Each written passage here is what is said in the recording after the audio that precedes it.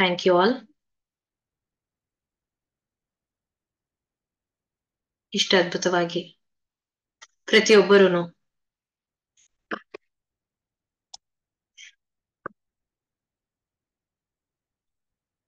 ನಾವೆಲ್ಲರೂ ಸೇರಿ ಒಟ್ಟಿಗೆ ಧ್ಯಾನ ಮಾಡಿದೀವಿ. ಈ ಒಂದು ಅರ್ಧ ಗಂಟೆ ಕಾಲ ಸಾಮೂಹಿಕ ಧ್ಯಾನ. ಮತ್ತೊಮ್ಮೆ ನಿಮ್ಮೆಲ್ಲರಿಗೂ ಪಿರಮಿಡ್ ವ್ಯಾಲಿ ಪರವಾಗಿ ನಮಸ್ಕಾರಗಳು. ಈ ಒಂದು ಹೊಸ online session Patriji 360 degree.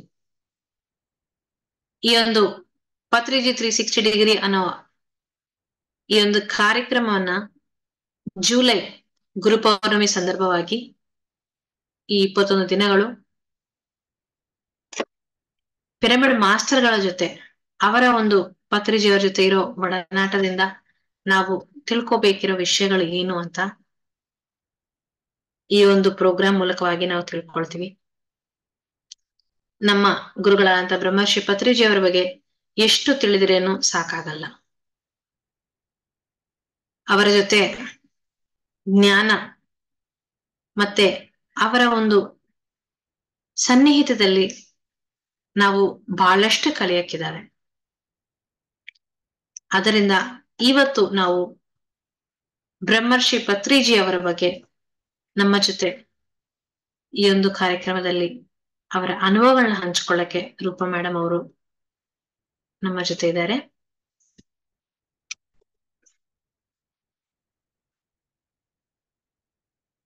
Roopa madam,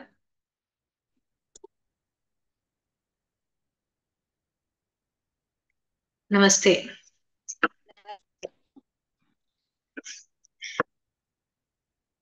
ಇವತ್ತು ನಾವು ಪತ್ರಿಜಿ ಅವ್ರ ಬಗ್ಗೆ ಮೊಟ್ಟ ಮೊದಲನೇ ದಿನ ಎಲ್ಲಾರಿಗೂ ಹಂಚ್ಕೋಬೇಕು ಅಂತ ನನಗನ್ಸಿತ್ತು. ಪತ್ರಿಜಿ ಅವರ ಒಬ್ಬ ಮೈತ್ರೇಯ ಬುದ್ಧ ಅಂತ. ನಾವೆಲ್ಲರೂ ಈ ಒಂದು ಆನಾಪಾನಸತಿ ಧ್ಯಾನವನ್ನ ಮಾಡ್ತಾ ಇದ್ವಿ. ಗೌತಮ ಬುದ್ಧರು ಹೇಳ್ಕೊಟ್ಟಿರುವ ಈ ಒಂದು ಆನಾಪಾನಸತಿ ಧ್ಯಾನ ಮಾರ್ಗ ಅಷ್ಟಂತ ಸುಲಭವಾದಂತ ಒಂದು ಮಾರ್ಗ. ಇವಾಗ ನಮ್ಮ ಪತ್ರಿಜಿಯವರು ಒಬ್ಬ ಮೈತ್ರೇಯ ಬುದ್ಧರಾಗಿ ಅದನ್ನ ಪಿರಮಿಡ್ ಸ್ಪಿರಿಚುವಲ್ ಸೊಸೈಟೀಸ್ ಮೂವ್ಮೆಂಟ್ ಅಲ್ಲಿ ಹೀಗೆ ಎಲ್ಲಾರಿಗೂ ಈ ಒಂದು ಧ್ಯಾನವನ್ನ ಪರೀಕ್ಷೆ ಮಾಡಿಸ್ಕೊಟ್ಟಿದ್ದಾರೆ. ನಮ್ಮೆಲ್ಲರಿಗೂ ಗೊತ್ತು, ಪತ್ರಿಜಿ ಅವರ ಜೊತೆ ನಾವು ತುಂಬಾ ಸರಳವಾಗಿ ಮಾತಾಡ್ಸಕ್ಕೆ ಒಂದು ಅವಕಾಶ ಇರುತ್ತೆ. ನಾನೊಬ್ಬ ಗುರು, ಹೀಗೆ ಇರಬೇಕು, ನನ್ನ ಒಂದು ಹತ್ರದಲ್ಲಿ ಯಾರು ಬರಂಗಿಲ್ಲ, ಇಷ್ಟು ದೂರ ಇರಬೇಕು ಪ್ರತಿಯೊಬ್ಬರು ಅಂತ ಯಾವ ದಿನವೂ ಸಹಿತ ಪತ್ರಿಜಿ ಅವರು ಹಂಗೆ ಇರ್ಲಿಲ್ಲ. ನಿಮ್ಮಲ್ಲಿ ಎಷ್ಟೋ ಜನ ಪತ್ರಿಜಿಯವರನ್ನ ಭೇಟಿ ಆಗಿರ್ಬೋದು, ಅವರ ಒಂದು ಕೊಳಲ್ನಾದರ ಜೊತೆ ಎಲ್ಲಾರನ್ನೂ ಧ್ಯಾನ ಮಾಡಿರ್ಬೋದು.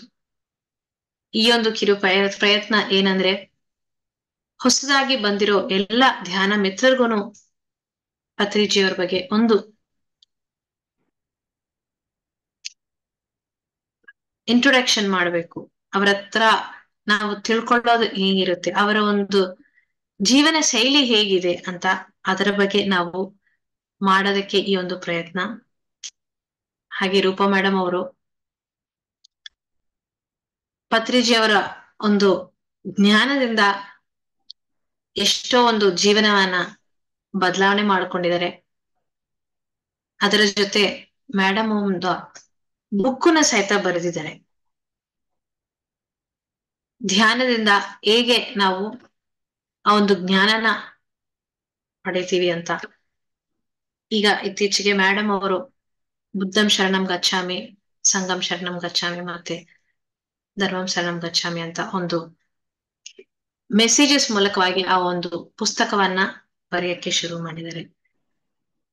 ಅವರ ಒಂದು ಮಾತುಗಳಿಂದ ಪತ್ರಿಜಿ ಅವರು ಹೇಗೆ ಮೈತ್ರೇಯ ಬುದ್ಧರಾಗಿದ್ದಾರೆ, ಪ್ರತಿಯೊಬ್ಬರಿಗೂ ಅವರ ಒಂದು ಕನೆಕ್ಟಿವಿಟಿ ಅನ್ನೋದು ಹೇಗಿರುತ್ತೆ ಅಂತ ರೂಪಾ ಮೇಡಮ್ ಅವ್ರ ಕಡೆಯಿಂದ ಈಗ ತಿಳ್ಕೊಳ್ಳೋಣ. ಚಿಕ್ಕನಾಯಕನಹಳ್ಳಿಯಲ್ಲಿ ನಮಗೆ ಸೀನಿಯರ್ ಪಿರಮಿಡ್ ಮಾಸ್ಟರ್ ಆಗಿ ಎಷ್ಟೋ ಜನಗೆ ಈ ಒಂದು ಧ್ಯಾನ ಪ್ರಚಾರವನ್ನ ಜ್ಞಾನವನ್ನ ಹಂಚ್ತಾ ಬರ್ತಿದ್ದಾರೆ.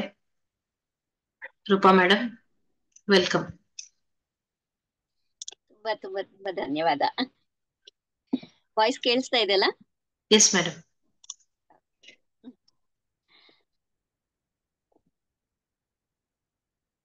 ಸ್ಟಾರ್ಟ್ ಮಾಡೋಣ.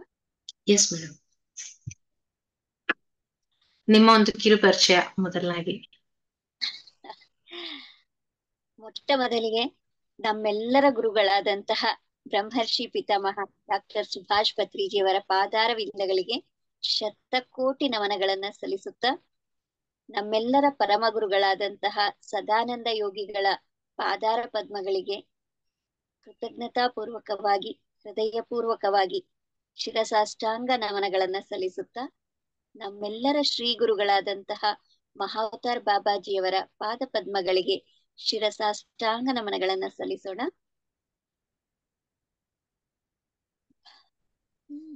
ನನ್ನ ಬಗ್ಗೆ ಹೇಳಿಕೊಳ್ಳುವಂತಹ ದೊಡ್ಡ ಮನಸ್ಸುಳು ನಾನೇನಲ್ಲ. ಎಲ್ಲರ ಹಾಗೆ, ನಿಮ್ಮೆಲ್ಲರ ಹಾಗೆ ನಾನು ಕೂಡ ಒಬ್ಬ ಧ್ಯಾನಿ ಅಷ್ಟೆ. ಧ್ಯಾನ ಅನ್ನೋದು ನಮ್ಮೆಲ್ಲರ ಜೀವನದಲ್ಲಿ ಎಷ್ಟು ಅವಶ್ಯಕತೆ ಇದೆ ಅನ್ನೋದು, ಈಗ ನಾವು ಮೈಸೂರ್ ಪಾಕ್ ಇಟ್ಕೊಂಡು ಇದನ್ನ ಕಡಲೆ ಹಿಟ್ಟಿಂದ ಮಾಡ್ತಾರೆ, ಇದು ತುಂಬಾ ತುಪ್ಪ ಹಾಕಿರ್ತಾರೆ, ಬಹಳ ಸ್ವೀಟ್ ಆಗಿರತ್ತೆ, ಇದು ಕರ್ನಾಟಕದ ವಿಶೇಷವಾದ ತಿಂಡಿ ಅಂತ ಎಷ್ಟಾರು ಎಕ್ಸ್ಪ್ಲೈನ್ ಮಾಡ್ಬೋದು. ಆದ್ರೆ ಅದನ್ನ ತಿಂದು ನೋಡಿದ್ರೆ ಮಾತ್ರನೇ ಅದ್ರ ಟೇಸ್ಟ್ ಏನು ಅಂತ ಗೊತ್ತಾಗತ್ತೆ. ಅದ್ ಹೇಗಿದೆ, ಅದ್ರ ಸ್ವೀಟ್ನೆಸ್ ಹೇಗಿದೆ ಅಂತಂದ್ ಹೇಳಿ ಗೊತ್ತಾಗೋದೆ ನಾವ್ ಅದನ್ನ ತಿಂದಾಗ. ಹಾಗೇನೆ ಧ್ಯಾನ ಅನ್ನೋಂಥದ್ದು ಕೂಡ ಹಾಗೇನೆ. ಧ್ಯಾನ ಮಾಡೋದು ಸುಲಭ, ತುಂಬಾ ಸುಲಭ, ಇದನ್ನ ಮಾಡಿ ಅಂತ ನಾವು ಹೇಳ್ತೀವಿ. ಆದ್ರೆ ಅದರ ಅನುಭವ ಅನ್ನೋದು, ಅದನ್ನ ಎಷ್ಟು ಅದ್ಭುತವಾಗಿದೆ ಅನ್ನೋಂಥದ್ದು ಧ್ಯಾನ ಮಾಡಿದವರಿಗೆ ಮಾತ್ರ ಅರ್ಥ ಆಗತ್ತೆ. ಧ್ಯಾನ ಅನ್ನೋದು ಕೇವಲ ಟೇಸ್ಟ್ಫುಲ್ ಅಲ್ಲ, ಇಟ್ಸ್ ಫ್ರೂಟ್ಫುಲ್ ಅಂತ ಹೇಳ್ತೀವಿ. ಅಂದ್ರೆ ಬರೀ ಕೇವಲ ಸ್ವೀಟ್ ಮಾತ್ರ ಅಲ್ಲ, ಅದ್ರೊಳಗೆ ಎಲ್ಲಾ ಸತ್ವಗಳನ್ನು ತುಂಬಿಕೊಂಡಿರೋಂಥದನ್ನ ಫ್ರೂಟ್ಫುಲ್ ಅಂತ ಹೇಳ್ತೀವಿ. ಹಾಗೆ ಧ್ಯಾನ ಅನ್ನೋಂಥದ್ದು ಕೂಡ ಎಲ್ಲವೂ ಸೇರಿದೆ ಅದ್ರೊಳಗೆ. ಮೊದಲನೇದಾಗಿ ನಮ್ಗೆ ಆರೋಗ್ಯ ಸರಿ ಹೋಗ್ಬೇಕು ಅಂತ ಬರ್ತೀವಿ. ಆರೋಗ್ಯ ಧ್ಯಾನ ಮಾಡ್ತಾ ಮಾಡ್ತಾ ಆಟೋಮೆಟಿಕ್ ಆಗಿ ಧ್ಯಾನ ಬರುತ್ತೆ, ಧ್ಯಾನ ಮಾಡ್ತಾ ಆರೋಗ್ಯ ಬರುತ್ತೆ.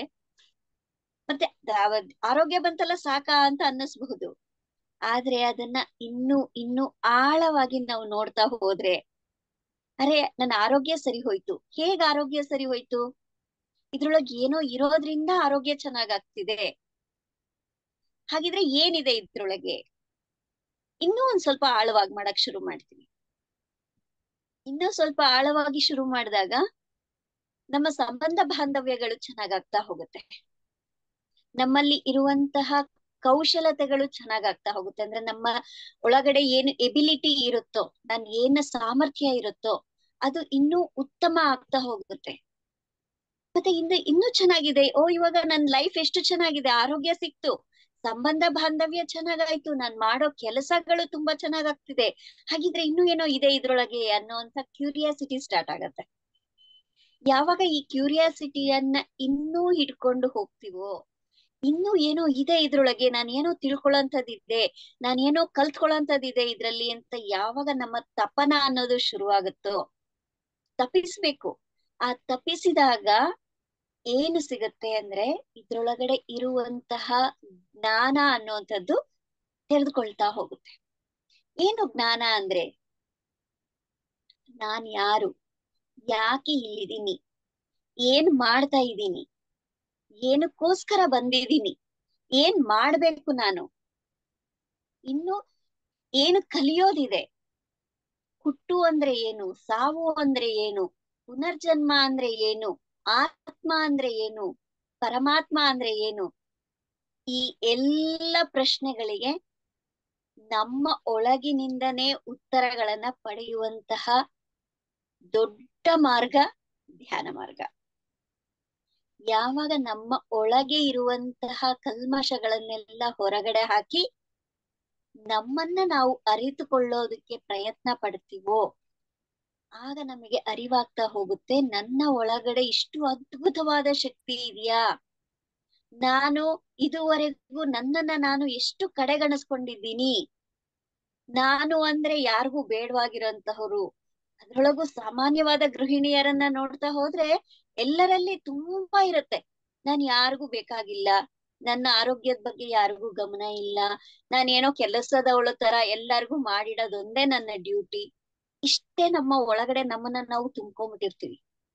ಆದ್ರೆ ಯಾವಾಗ ಧ್ಯಾನ ಮಾಡ್ತಾ ಹೋಗ್ತೀವೋ, ನಮ್ಮ ಒಳಗಡೆ ಇರುವಂತಹ ಚೈತನ್ಯವನ್ನ ನಾವು ಅರ್ಥ ಮಾಡ್ಕೊಳ್ತಾ ಹೋಗ್ತೀವೋ, ಆಗ ನಮಗೆ ಅರಿವಿಗೆ ಮೂಡ್ತಾ ಬರುತ್ತೆ, ನಾನು ಸಾಮಾನ್ಯವಾದ ಮನುಷ್ಯಳಲ್ಲ, ಒಂದು ಮಹಾ ಚೈತನ್ಯ. ನನ್ನ ಒಳಗಡೆ ಇರುವಂತಹದ್ದು ಸಾಗರದಷ್ಟು ಸ್ನೇಹ, ಪ್ರೀತಿ, ಕರುಣೆ ಎಲ್ಲ ನನ್ನೊಳಗಡೆನೆ ಇದೆ. ನಾನ್ ಯಾಕೆ ಇನ್ನೊಬ್ರಿಗೆ ನನಗ್ ಕೊಟ್ಟಿಲ್ಲ ಅಂತ ಕೇಳ್ಕೋಬೇಕು, ನನ್ನಲ್ಲಿರೋದನ್ನ ನಾನು ಕೊಡೋದಕ್ಕೆ ಪ್ರಾರಂಭ ಮಾಡ್ಬೇಕು ಅಂತ ಅದ್ಭುತವಾದ ಸತ್ಯ ನಮ್ಮ ಅರಿವಿಗೆ ಬರ್ತಾ ಹೋಗುತ್ತೆ. ಹಾಗಾಗಿ ಧ್ಯಾನ ಅನ್ನುವಂಥದ್ದು ತುಂಬಾ ತುಂಬಾ ತುಂಬಾ ತುಂಬಾ ತುಂಬಾ ಮುಖ್ಯವಾಗಿರುವಂತದ್ದು. ಇವೆಲ್ಲ ಮಾಡ್ದಲೇನು ನಮ್ಮಲ್ಲಿ ಇರುತ್ತೆ ಇವೆಲ್ಲ. ನಾನ್ ಧ್ಯಾನ ಮಾಡ್ತಿಲ್ಲ ಹಂಗಂತ ಹೇಳಿ ನಮ್ಮ ಒಳಗಡೆ ಇಲ್ಲ ಅಂತಲ್ಲ. ಅಲ್ಲಿ ಏನು ಇದೆ ಅನ್ನೋದನ್ನ ನಾವು ಕಂಡುಕೋಬೇಕಂದಾಗ ನಾವು ಧ್ಯಾನವನ್ನ ಮಾಡ್ಬೇಕಾಗತ್ತೆ. ಆಲ್ರೆಡಿ ನಮ್ಮ ಒಳಗಡೆ ಯಾವಾಗ್ಲೂ ಸ್ನೇಹ, ಪ್ರೀತಿ, ಕರುಣೆ ಅದ್ಭುತವಾಗಿಯೇ ಇರುತ್ತೆ.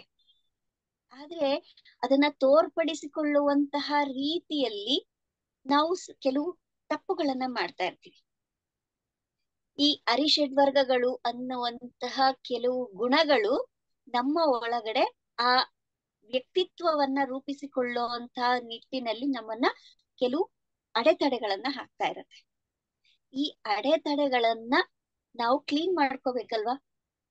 ನಮಗೆ ಕಲ್ಲು ಮುಳ್ಳಿರೋ ದಾರಿಯಲ್ಲಿ ನಡೆದು ಸರಿ ಅನ್ಸುತ್ತಾ, ಇಲ್ಲ ಹೈವೇನಲ್ಲಿ ಹೋಗೋದು ಸರಿ ಅನ್ಸುತ್ತಾ? ಎಲ್ರು ಸೆಲೆಕ್ಟ್ ಮಾಡ್ಕೊಳ್ಳೋದು ಹೈವೇನೆ ಅಲ್ವಾ, ಯಾಕೆಂದ್ರೆ ಫಾಸ್ಟ್ ಆಗಿ ಹೋಗ್ಬಹುದು, ಈಸಿಯಾಗಿ ಹೋಗ್ಬಹುದು ಅಂತ ಹೇಳಿ. ಹಾಗೆಯೇ ಆ ಹೈವೇ ಅನ್ನುವಂಥದ್ದು ಧ್ಯಾನ ಅನ್ನುವಂಥದ್ದು.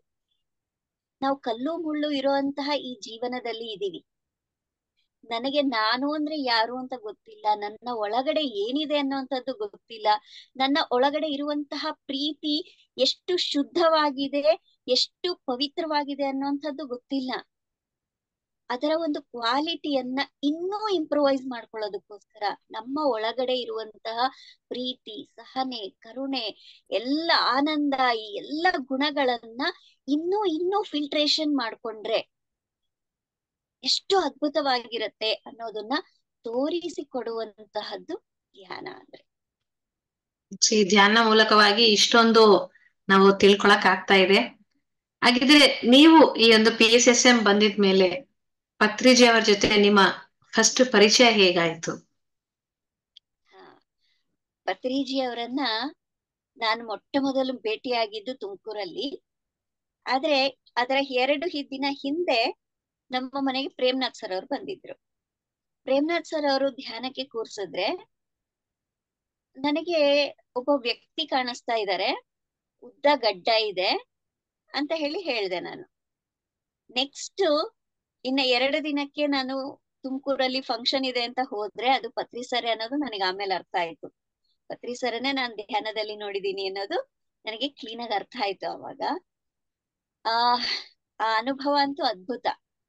ಪತ್ರಿ ಸರ್ನ ಭೇಟಿಯಾಗುವಂತ ಪ್ರಪ್ರಥಮ ಅನುಭವ ಇದೆಯಲ್ಲ, ಇದನ್ನ ಯಾವ ಮನುಷ್ಯನು ಕೂಡ ತಮ್ಮ ಜೀವನದಲ್ಲಿ ಮರೆಯೋದಿಕ್ಕೆ ಸಾಧ್ಯನೇ ಇಲ್ಲ. ಒಬ್ಬೊಬ್ಬರಿಗೆ ಒಂದೊಂದು ಅನುಭವ ಆಗಿರತ್ತೆ, ಆದ್ರೆ ಪ್ರತಿಯೊಬ್ಬರಿಗೂ ತಮ್ಮ ಗುರುವನ್ನ, ಈಗ ಹುಟ್ಟಿದ ಮಗು ತನ್ನ ತಾಯಿಯನ್ನ ನೋಡೋದಕ್ಕೆ ಎಷ್ಟು ಕಾತರಿಸ್ತಾ ಇರತ್ತೆ.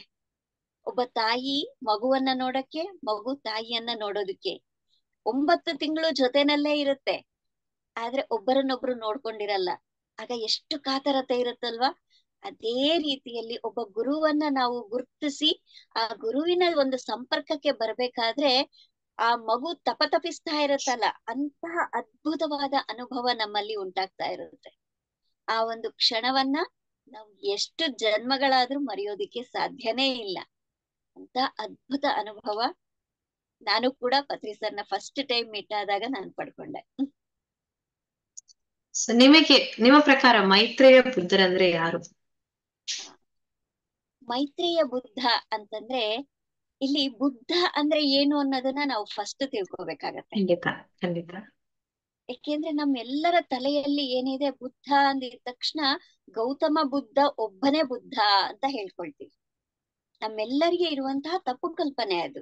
ಯಾಕೆಂದ್ರೆ ನಮ್ಗೆ ಹೇಳ್ದಾಗಿಂದನೂ ಅದೇ ರೀತಿಯಲ್ಲಿ ನಾವು ತಿಳ್ಕೊಂಡಿದೀವಿ, ಬುದ್ಧ ಅಂದ್ರೆ ಗೌತಮ ಬುದ್ಧ ಒಬ್ಬನೇ ಅಂತ ಹೇಳಿ. ಯಾಕೆಂದ್ರೆ ಬುದ್ಧ ಧರ್ಮ ಬಂದಿದ್ದು ಆತನಿಂದ ಅಂತಂದ್ ಹೇಳ್ತಾರೆ. ಹಾಗಾಗಿ ಗೌತಮ ಬುದ್ಧ ಒಬ್ನೇ ಬುದ್ಧ ಅಂತ ನಾವ್ ಅನ್ಕೊಂತೀವಿ. ಆದ್ರೆ ಬುದ್ಧ ಅಂದ್ರೆ ಏನು ಅಂದ್ರೆ ಬುದ್ಧಿ ಉಳ್ಳಂತವನು ಅಂತ ಹೇಳಿ ಅರ್ಥ ಆಗತ್ತೆ. ಹಾಗಿದ್ರೆ ಇನ್ಯಾರಿಗೂ ಬುದ್ಧಿ ಇಲ್ವಾ? ಎಲ್ಲರಿಗೂ ಬುದ್ಧಿ ಇದೆ ಅಲ್ವಾ? ಆದ್ರೆ ಆ ಬುದ್ಧಿಯನ್ನ ಹೇಗೆ ಉಪಯೋಗಿಸಿಕೊಳ್ಳಬೇಕು, ಅದನ್ನ ಹೇಗೆ ನಾವು ಇರುವಂತಹ ಬುದ್ಧಿಯನ್ನ ಅವೇರ್ನೆಸ್ ನಿಂದ ಹೇಗೆ ಉಪಯೋಗಿಸ್ಕೊಳ್ಳೋದನ್ನ ಅಭ್ಯಾಸ ಮಾಡ್ಕೋಬೇಕು ಅನ್ನೋಂಥದ್ದು ಇದೆಯಲ್ಲ, ಇದನ್ನ ಬುದ್ಧಿ ಉಳ್ಳಂತವ್ರು ಅಂತ ಹೇಳ್ತಾರೆ. ನಮ್ಮಲ್ಲಿ ಆಲ್ರೆಡಿ ಬುದ್ಧಿ ಇದೆ. ಯಾವ ಕ್ಷಣಕ್ಕೆ ಯಾವ ರೀತಿಯ ವರ್ತನೆಯನ್ನ ಮಾಡ್ಬೇಕು, ಯಾವ ರೀತಿ ನನ್ನ ಮಾತಿರ್ಬೇಕು, ಯಾವ ರೀತಿ ನನ್ನ ನಡವಳಿಕೆ ಇರಬೇಕು, ಇದೆಲ್ಲವನ್ನ ತಿಳಿಸಿಕೊಡುವಂಥದ್ದು ಬುದ್ಧಿ. ಈ ಬುದ್ಧಿಯನ್ನ ನಾವು ಯಾವಾಗ ಹೆಚ್ಚಾಗಿ ಜಾಗೃತಿ ಮಾಡ್ಕೊಳ್ತಾ ಹೋಗ್ತೀವೋ, ನಮ್ಮ ಒಳಗಡೆ ಅದನ್ನ ಅರ್ಥ ಮಾಡ್ಕೊಳ್ತಾ ಹೋಗ್ತೀವೋ, ಆಗ ನಾವೆಲ್ಲರೂ ಕೂಡ ಬುದ್ಧರೇ. ನಾವಿಲ್ಲಿರುವಂತಹ ಪ್ರತಿಯೊಬ್ಬರು ಕೂಡ ಬುದ್ಧರೇ. ಎಲ್ಲರೂ ಬುದ್ಧರಾದಾಗ ಇಲ್ಲಿ ಮೈತ್ರೇಯ ಅಂತ ಇನ್ನೊಂದು ಪದ ಇದೆ. ಬುದ್ಧ, ಇನ್ನೊಂದು ಮೈತ್ರೇಯ. ಹಾಗಿದ್ರೆ ಈ ಮೈತ್ರೇಯ ಅಂದ್ರೆ ಏನು? ಮೈತ್ರಿ ಅಂದ್ರೆ ಏನು ಅರ್ಥ ಅಂದ್ರೆ ಫ್ರೆಂಡ್ಶಿಪ್ ಅಂತ ಅರ್ಥ. ಮೈತ್ರಿ ಅಂದ್ರೆ ಫ್ರೆಂಡ್ಶಿಪ್. ನಾವು ಎಷ್ಟೇ ಸಂಬಂಧಿಕರು ಇರಬಹುದು, ಎಷ್ಟೇ ಹತ್ತಿರದವ್ರು ಇರಬಹುದು, ನೆಂಟ್ರು, ಆದ್ರೆ ನಮ್ಮ ಮನಸ್ಸಿನ ಆಳವನ್ನ ಯಾರ ಹತ್ರ ತೆರೆದು ಇಟ್ಕೊಳ್ತೀವಿ? ಒಬ್ಬ ಸ್ನೇಹಿತರ ಹತ್ರ. ಒಬ್ಬ ಸ್ನೇಹಿತರಿಗೆ ಮಾತ್ರ ನಾವ್ ಏನು ಅನ್ನೋಂಥದ್ದು ಪರಿಪೂರ್ಣವಾಗಿ ಅರ್ಥ ಆಗತ್ತೆ. ಹಾಗಿದ್ರೆ ಈ ಸ್ನೇಹಿತರ ಪ್ರಾಮುಖ್ಯತೆ ಏನು ಅಲ್ಲಿಗೆ ಅರ್ಥ ಆಯ್ತಲ್ವಾ?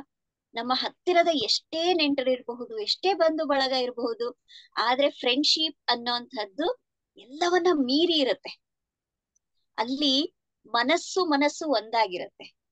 ನೆಂಟಸ್ತಿಕೆ ಬಂಧು ಬಳಗದಲ್ಲಿ ಒಂದು ಕೂದಲೆಳೆ ಡಿಫ್ರೆನ್ಸ್ ಇರಬಹುದು, ಆದ್ರೆ ಸ್ನೇಹಿತರಲ್ಲಿ ಯಾವುದೇ ಭೇದ ಅನ್ನುವಂಥದ್ದು ಇರೋದಿಲ್ಲ, ಯಾವುದೇ ಬಂಧ ಅನ್ನುವಂಥದ್ದು ಇರೋದಿಲ್ಲ. ಇಲ್ಲಿ ಎಲ್ಲವನ್ನ ಮೀರಿದಂತಹದ್ದು ಸ್ನೇಹವೂ ಇರುತ್ತೆ. ಇದಕ್ಕೆ ಬೆಸ್ಟ್ ಎಕ್ಸಾಂಪಲ್ ಅಂದ್ರೆ ನಾವು ಕೃಷ್ಣ ಸುಧಾಮನನ್ನ ನೋಡ್ತೀವಿ. ಅವರ ಕತೆ ಎಲ್ಲರಿಗೂ ಗೊತ್ತಿದೆ. ಹಂಗೆ ಆ ಮೈತ್ರಿ ಅನ್ನುವಂಥದ್ದು ಎಲ್ಲರಿಗೂ ಇರ್ಬೇಕು. ಎಲ್ಲರ ಜೊತೆಯಲ್ಲಿ ಮೈತ್ರಿ, ಎಲ್ಲರ ಜೊತೆಯಲ್ಲಿ ಮೈತ್ರಿಯಾಗಿರುತ್ತಾ ನನ್ನ ಜೊತೆಯಲ್ಲಿ ನಾನು ಮೈತ್ರಿಯನ್ನ ಹೊಂದಬೇಕು. ಎಲ್ಲರ ಜೊತೆಯಲ್ಲಿ ಮೈತ್ರಿಯಿಂದ ಇರ್ತಾ ನನ್ನ ಜೊತೆಯಲ್ಲಿ ನಾನು ಮೈತ್ರಿಯಿಂದ ಇರುವಂತಹದ್ದೇ ಮೈತ್ರೇಯ ಬುದ್ಧ. ಎಲ್ಲರ ಜೊತೆಯಲ್ಲಿ ಚೆನ್ನಾಗಿರ್ತೀವಿ, ಆದ್ರೆ ನನ್ನ ಜೊತೆಯಲ್ಲಿ ನಾನಿರುವಾಗ ನನ್ನನ್ನ ನಾನು ಬೈಕೊಳ್ತಾ, ನಿನಗೇನು ಅದೃಷ್ಟ ಚೆನ್ನಾಗಿಲ್ಲ, ನೀನ್ ಎಲ್ಲಿ ಕಾಲಿಟ್ರೆ ಹಂಗಾಗತ್ತೆ, ನಿನ್ ಜೀವನದಲ್ಲಿ ಸುಖನೇ ಇಲ್ಲ ಅಂತ ಅನ್ಕೊಂಡ್ರೆ ನನ್ನ ಜೊತೆ ಸ್ನೇಹಿತತ್ವ ಇದೆಯಾ? ನನ್ನನ್ನ ನಾನು ಒಪ್ಕೊಂಡಿದ್ದೀನ ಅಲ್ಲಿ? ಯಾರಿಗೆ ಫ್ರೆಂಡ್ಶಿಪ್ ತೋರ್ಸೋದಲ್ಲ, ನಮಗೆ ನಾವು ಫ್ರೆಂಡ್ಶಿಪ್ ತೋರ್ಸ್ಕೊಳ್ಳೋದಿದೆಯಲ್ಲ, ಇದು ಅದ್ಭುತವಾದ ಫ್ರೆಂಡ್ಶಿಪ್. ಇದನ್ನೇ ಮೈತ್ರೇಯ ಬುದ್ಧ ಅಂತ ಹೇಳುವಂತ. ಅದ್ಭುತವಾಗಿದೆ. ಎಲ್ಲಾರ ಜೊತೆ ನಾವು ಸನ್ನಿಹಿತರಾಗಿರ್ತೀವಿ, ನಮ್ಮ ಜೊತೆ ನಾವಿರೋದನ್ನು ಬಹಳಷ್ಟು ಮುಖ್ಯ. ಎಲ್ಲದಕ್ಕಿಂತ ಮುಖ್ಯ ಮೇಡಮ್. ಇದು ಸ್ವಲ್ಪ ಮಾತ್ರ ಅಲ್ಲ, ನಾವು ಎಲ್ಲರ ಜೊತೆಯಲ್ಲಿ ಹೊಂದ್ಕೊಂಡಿರ್ತೀವಿ, ಎಲ್ಲರ ಜೊತೆಯಲ್ಲಿ ಪ್ರೀತಿಯಿಂದ ಇರ್ತೀವಿ, ಆದ್ರೆ ನಮ್ಮನ್ನ ನಾವು ಅರ್ಥ ಮಾಡ್ಕೊಳ್ದಲೇ ಇದ್ರೆ, ನಾನ್ ಏನು, ನನ್ನ ಕ್ವಾಲಿಟೀಸ್ ಏನು, ನನ್ನ ಒಳಗಡೆ ಏನಿದೆ, ನಾನು ಒಳ್ಳೆಯವನ ಕೆಟ್ಟವನ, ನಾನು ಯಾವಾಗ ಒಳ್ಳೆಯವನಾಗ್ತಿದೀನಿ ಯಾವಾಗ ಕೆಟ್ಟವನಾಗ್ತಿದೀನಿ ಅನ್ನೋದನ್ನ ತಿಳ್ಕೊಳ್ದಲೇ ಇದ್ರೆ ನಾವ್ ಎಷ್ಟು ಸಾಧನೆ ಮಾಡಿದ್ರು ವೇಸ್ಟ್. ನೀವ್ ಎಷ್ಟು ಜನ ಫ್ರೆಂಡ್ಸ್ ಅನ್ನ ಪಡ್ಕೊಂಡ್ರು, ಇಡೀ ಜಗತ್ತೇ ನಿಮ್ಮ ಫ್ರೆಂಡ್ ಆದ್ರೂ ಕೂಡ ನಮ್ಮನ್ನ ನಾವು ಒಪ್ಪಿಕೊಳ್ದಲೆ, ನನ್ನ ಜೊತೆಯಲ್ಲಿ ನಾನು ಪ್ರೇಮದಿಂದ ಇರ್ದಲೆ, ನನ್ನ ಜೊತೆ ನಾನು ಸ್ನೇಹದಿಂದ ಇರ್ದಲೆ ಇದ್ರೆ ಸಂಪೂರ್ಣ ವೇಸ್ಟ್. ಮತ್ತೆ ಇಷ್ಟು ಜನರ ಜೊತೆ ಪತ್ರಿಜಿ ಅವರು ಹೇಗೆ ಹಾಗೆ ಮೈತ್ರಿಯ ಬುದ್ಧರಾಗಿದ್ರು? ಯಾಕೆ ಒಬ್ರು ಇಬ್ರು ಫ್ರೆಂಡ್ಶಿಪ್ ಅಂದ್ರೆ ಪರವಾಗಿಲ್ಲ, ಸಾವಿರಾರು ಜನ, ಲಕ್ಷಾಂತರ ಜನ, ಲಕ್ಷಾಂತರ ಅದ್ರ ಜನ, ಬಗ್ಗೆ. ಲಕ್ಷಾಂತರ ಜನರನ್ನ ಆತ ಫ್ರೆಂಡ್ಶಿಪ್ ಮಾಡ್ಕೊಂಡಿದ್ದಾನೆ ಅಂದ್ರೆ ಅವರಲ್ಲಿ ಪ್ರಮುಖವಾಗಿ ಏನಿರುತ್ತೆ? ಅವರಲ್ಲಿ ಇರುವಂತಹ ಕಾನ್ಫಿಡೆನ್ಸ್, ಅವರ ಬಗ್ಗೆ ಇರುವಂತಹ ಸತ್ಯದ ಅರಿವು, ಅವರ ಬಗ್ಗೆ ಇರುವಂತಹ ಜ್ಞಾನ. ಯಾಕೆಂದ್ರೆ ಇವತ್ತು ನಾವು ನೋಡ್ತೀವಿ, ನಮ್ಮ ಒಳಗಡೆ ಏನಿದೆಯೋ, ಇಡೀ ವಿಶ್ವದಲ್ಲಿ ಏನಿದೆಯೋ ಅದೆಲ್ಲವೂ ನನ್ನ ಒಳಗಡೆ ಇದೆ. ಈ ಒಂದು ಅದ್ಭುತ ಸತ್ಯವನ್ನ ಪತ್ರಿ ಸರ್ ತಿಳ್ಕೊಂಡಿದ್ದಕ್ಕೋಸ್ಕರವೇ ಅವರ ಜೊತೆ ಅವರು ಮೈತ್ರಿಯನ್ನ ಮಾಡಿದ್ರಿಂದಾನೇ ಇಡೀ ಜಗತ್ತಿನ ಜೊತೆಯಲ್ಲಿ ಅವರಿಗೆ ಮೈತ್ರಿ ಮಾಡೋದಕ್ಕೆ ಸಾಧ್ಯ ಆಗಿರುವಂತದ್ದು. ಹಾಗಾಗಿಯೇ ಅವರನ್ನ ನಾವೆಲ್ಲರೂ ಕೂಡ ಗುರುಸ್ಥಾನ ಕೊಡ್ತೀವಿ, ತಂದೆ ಸ್ಥಾನ ಕೊಡ್ತೀವಿ, ತಾಯಿಯ ಸ್ಥಾನವನ್ನ ಕೊಡ್ತೀವಿ. ಎಲ್ಲದಕ್ಕಿಂತ ಮುಖ್ಯವಾಗಿ ಸ್ನೇಹಿತನ ಸ್ಥಾನವನ್ನ ನಾವು ಕೊಡ್ತಾ ಇದೀವಿ. ಅವರ ಜೊತೆಯಲ್ಲಿದ್ರೆ ಒಳಗಡೆ ಏನಿರಲ್ಲ, ಕಂಪ್ಲೀಟ್ ಖಾಲಿ. ಹೌದಾ? ನಮಗ್ ಗೊತ್ತಿಲ್ದ್ರೆ ಒಂದು ಮಗು ತರ ಆಗ್ಬಿಡ್ತೀವಿ. ಆ ಆ ಮಗು ತರ ಏನಕ್ಕೆ ಆಗ್ತೀವಿ? ಅವರಲ್ಲಿ ಇರುವಂತಹ ಆ ಪರಿಶುದ್ಧತೆ, ಅವರಲ್ಲಿರುವಂತಹ ಆ ಸ್ನೇಹ ನಮ್ಮನ್ನ ಹಿಡಿದು ಆಕರ್ಷಣೆ ಮಾಡ್ತಾ ಇರುತ್ತೆ. ಅದಕ್ಕೋಸ್ಕರ ಆತನನ್ನ ಮೈತ್ರೇಯ ಬುದ್ಧ ಅಂತ ನಾವೆಲ್ಲರೂ ಹೇಳ್ತಿರೋಂಥದ್ದು. ಹೌದು. ನಾವು ಎಷ್ಟೋ ಜೊತೆ ಒಂದು ಬುದ್ಧರ ಕಥೆಯಿಂದ ಕೇಳಿರ್ತೀವಿ. ಬುದ್ಧರು ಮತ್ತೆ ನಾನು 2500 ವರ್ಷ ಆಗಿದ್ಮೇಲೆ ಮತ್ತೆ ಬರ್ತೀನಿ, ಒಬ್ಬ ಮೈತ್ರಿಯ ಬುದ್ಧನಾಗಿ ಬರ್ತೀನಿ ಅಂತ. ಅದರ ಬಗ್ಗೆ ಸಾಕಷ್ಟು ಸ್ವಲ್ಪ ವಿವರವನ್ನ ಕೊಡಬಹುದಾ ನೀವು? ನಾವು ಬುದ್ಧರ ಕಥೆಯನ್ನ ನೋಡಿದಾಗ, ಗೌತಮ ಬುದ್ಧರ ಕಥೆಯನ್ನ ನೋಡಿದಾಗ, ಆ ಅವರ ಅಂತಿಮ ಸಮಯ, ಅವರ ಮಹಾಪರಿನಿರ್ವಾಣದ ಸಮಯದಲ್ಲಿ ಎಲ್ಲರೂ ದುಃಖಿಸ್ತಾ ಇದ್ದಾಗ ಆತ ಹೇಳ್ತಾರೆ, ನಾನು ಮತ್ತೊಮ್ಮೆ ಧರ್ಮ ಸ್ಥಾಪನೆಗಾಗಿ ಬರ್ತೇನೆ. ಇವಾಗ ನಾವು ದಶಾವತಾರಗಳನ್ನ ನೋಡ್ತೀವಿ. ಒಂದೊಂದು ಅವತಾರ ಆದ್ಮೇಲೆ ನಿಲ್ಲಿಸ್ಬಿಡ್ಬೋದಿತ್ತಲ್ವಾ ಮಹಾವಿಷ್ಣು? ಅರೆ, ನಾನು ಕೂರ್ಮ ಅವತಾರ ಎತ್ತಾಯ್ತು, ಮತ್ಸ್ಯಾವತಾರ ಎತ್ತಾಯ್ತು, ಇನ್ನೇನಕ್ಕೆ ನಾನು ಜನ್ಮಗಳನ್ನ ಪಡೆಯುವಂತದ್ದು? ಸುಮ್ನಾಗ್ಬಿಡ್ಬಹುದಾಗಿತ್ತು ವಿಷ್ಣು. ಆದ್ರೆ ಇಲ್ಲ, ಆತ ತನ್ನ 10 ಅವತಾರಗಳ ತನಕ ಬಂದಿದ್ದಾರೆ. ಅಂದ್ರೆ ಏನರ್ಥ? ಈ ಭೂಮಂಡಲವನ್ನ ಒಂದು ಸಹಜ ಸ್ಥಿತಿಯಲ್ಲಿ ಇಡೋದಕ್ಕಾಗಿ, ಅದನ್ನ ಒಂದು ಚೈತನ್ಯಯುತವಾದಂತಹ ಲೋಕವನ್ನ ಮಾರ್ಪಾಡು ಮಾಡೋದಕ್ಕಾಗಿ 1-2 ಅವತಾರಗಳು ಸಾಕಾಗ್ಲಿಲ್ಲ, 10ನೇ ಅವತಾರ ತನಕ ಬೇಕಾಗಿದೆ.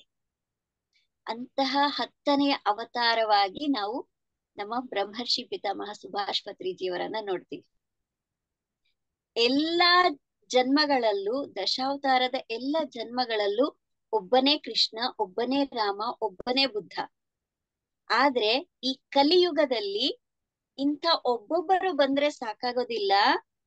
ನಾನು ಇಲ್ಲಿ ಮೈತ್ರೇಯ ಬುದ್ಧನಾಗಿ ಇಲ್ಲಿ ಇರುವಂತವ್ರೆಲ್ಲಾರನ್ನೂ ಬುದ್ಧರನ್ನಾಗಿ ಮಾಡಿದ್ರೆ ಈ ಒಂದು ಭೂಮಿಯ ಉದ್ಧಾರ ಅನ್ನುವಂಥದ್ದು, ಈ ಜಗತ್ತಿನ ಉದ್ಧಾರ ಅನ್ನುವಂಥದ್ದು ಬಹಳ ಸುಲಭವಾಗತ್ತೆ ಅನ್ನುವಂತಹ ನಿಟ್ಟಿನಲ್ಲಿ ಕಾರ್ಯವನ್ನ ನಿರ್ವಹಿಸಿ ಹೋಗಿದ್ದಾರೆ ಪತ್ರಿ ಸರ್.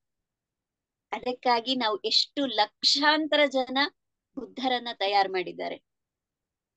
ತಾನೊಬ್ಬನೇ ಬುದ್ಧನಾಗಿಲ್ಲ, ಎಲ್ಲರನ್ನ ಬುದ್ಧರನ್ನಾಗಿ, ಅದ್ರೊಳಗೂ ಮೈತ್ರೇಯ ಬುದ್ಧರನ್ನಾಗಿ ತಯಾರು ಮಾಡಿ ಹೋಗಿದ್ದಾರೆ ನಮ್ಮ ಪತ್ರಿ ಸರ್. ಅಷ್ಟು ಸಾಮಾನ್ಯವಾದಂತ ವಿಷಯ ಅಲ್ಲ ಅದು. ಖಂಡಿತ ಸಾಮಾನ್ಯವಾಗಿರುವಂತದ್ದಲ್ಲ. ಯಾಕೆ ಒಬ್ಬರ ಒಂದು ಜೀವನದಲ್ಲಿ ತಿಳುವಳಿಕೆ ಬರೋದೇ ದೊಡ್ಡ ವಿಷಯ ಅಂದ್ರೆ, ಅವರು ಎಲ್ಲಾರ್ಗೂನು ಆ ಒಂದು ಧ್ಯಾನದ ಒಂದ್ ಬಗ್ಗೆ ಪ್ರಚಾರ ಮಾಡೋದಾಗ್ಲಿ, ಮತ್ತೆ ಪ್ರತಿಯೊಬ್ಬರ ನೀನು ಒಬ್ಬ ಬುದ್ಧ ಅಂತ ಅವರಿಗೆ ತಿಳಿಸೋ ಅಷ್ಟಿಗೆ ಯಾವ ರೀತಿಯಲ್ಲಿ ಅವರಿಗೆ ಹೇಳಿದ್ರೆ ಅರ್ಥ ಆಗುತ್ತೋ ಅಷ್ಟು ಸುಲಭವಾಗಿ ನಮಗೆ ಪತ್ರಿಜಿ ಅವರು ಈ ಒಂದು ಜ್ಞಾನವನ್ನ ಪರಿಚಯ ಮಾಡಿಸ್ಕೊಟ್ಟಿದ್ದಾರೆ. ಅಂಡ್ ಪತ್ರಿಜಿ ಅವರು ಎಲ್ಲಾರನ್ನ ಗ್ರೀಟ್ ಮಾಡುವಾಗ್ಲೂ ಸಹಿತ ಮೈ ಡಿಯರ್ ಫ್ರೆಂಡ್ಸ್ ಅಂತಾನೆ ಫಸ್ಟ್ ಎಲ್ಲಾರನ್ನ ಸಂಬೋಧನೆ ಮಾಡ್ತಾರೆ. ಸೊ ನಿಮಗೆ ಫಸ್ಟ್ ಟೈಮ್ ಪತ್ರಿಜಿ ಅವರು my dear friends, my dear masters and my dear God's ಅಂತ ಕೇಳುವಾಗ ನಿಮ್ಗೆ ಹೇಗೆ ಅನ್ಸಿತ್ತು? ಮೊಟ್ಟ ಮೊದಲನೇದಾಗಿ ಏನಿದು, ಎಲ್ಲರೂ ಬೇರೆಯದ್ದೇ ರೀತಿಯಲ್ಲಿ ಇರುತ್ತೆ. ಅವರು ಸಂಬೋಧನೆಗಳು ಪ್ರಾರಂಭ ಮಾಡುವಾಗ ಬೇರೆ ತರದಲ್ಲೇ ಇರುತ್ತೆ. ಆದ್ರೆ ಮೈ ಡಿಯರ್ ಫ್ರೆಂಡ್ಸ್ ಅಂತಂದಾಗ ಒಂದು ತುಂಬಾ ಹತ್ತಿರದ ರಿಲೇಶನ್ಶಿಪ್ ಅಂತ ಅನ್ನುವಂತ ಭಾವನೆ ನಮ್ಮಲ್ಲಿ ಏರ್ಪಡತ್ತೆ. ಯಾರೋ ಗುರು ಬೋಧಿಸ್ತಾ ಇದ್ದಾರೆ, ಯಾರೋ ಶಿಷ್ಯರು ನಾವೆಲ್ಲ ಕೇಳ್ಬೇಕು, ಅವ್ರನ್ನ ಪಾಲಿಸ್ಬೇಕು ಅನ್ನೋಂಥದ್ದು ಇಲ್ಲಿಲ್ಲ. ಅವರು ಯಾವ ಸ್ಥಿತಿಯಲ್ಲಿ ಇದಾರೋ ಅದರಿಂದ ಇನ್ನು ಉನ್ನತ ಸ್ಥಿತಿಗೆ ನಮ್ಮನ್ನ ಕರ್ಕೊಂಡು ಹೋಗೋಕೆ ಬರ್ತಾ ಇರೋದು ಯಾರು? ಎಲ್ಲಿ ಆ ಭಾವನೆ ಇರುತ್ತೆ? ಒಬ್ಬ ಫ್ರೆಂಡಿಗೆ ಮಾತ್ರನೇ ಆ ಭಾವನೆ ಇರುತ್ತೆ.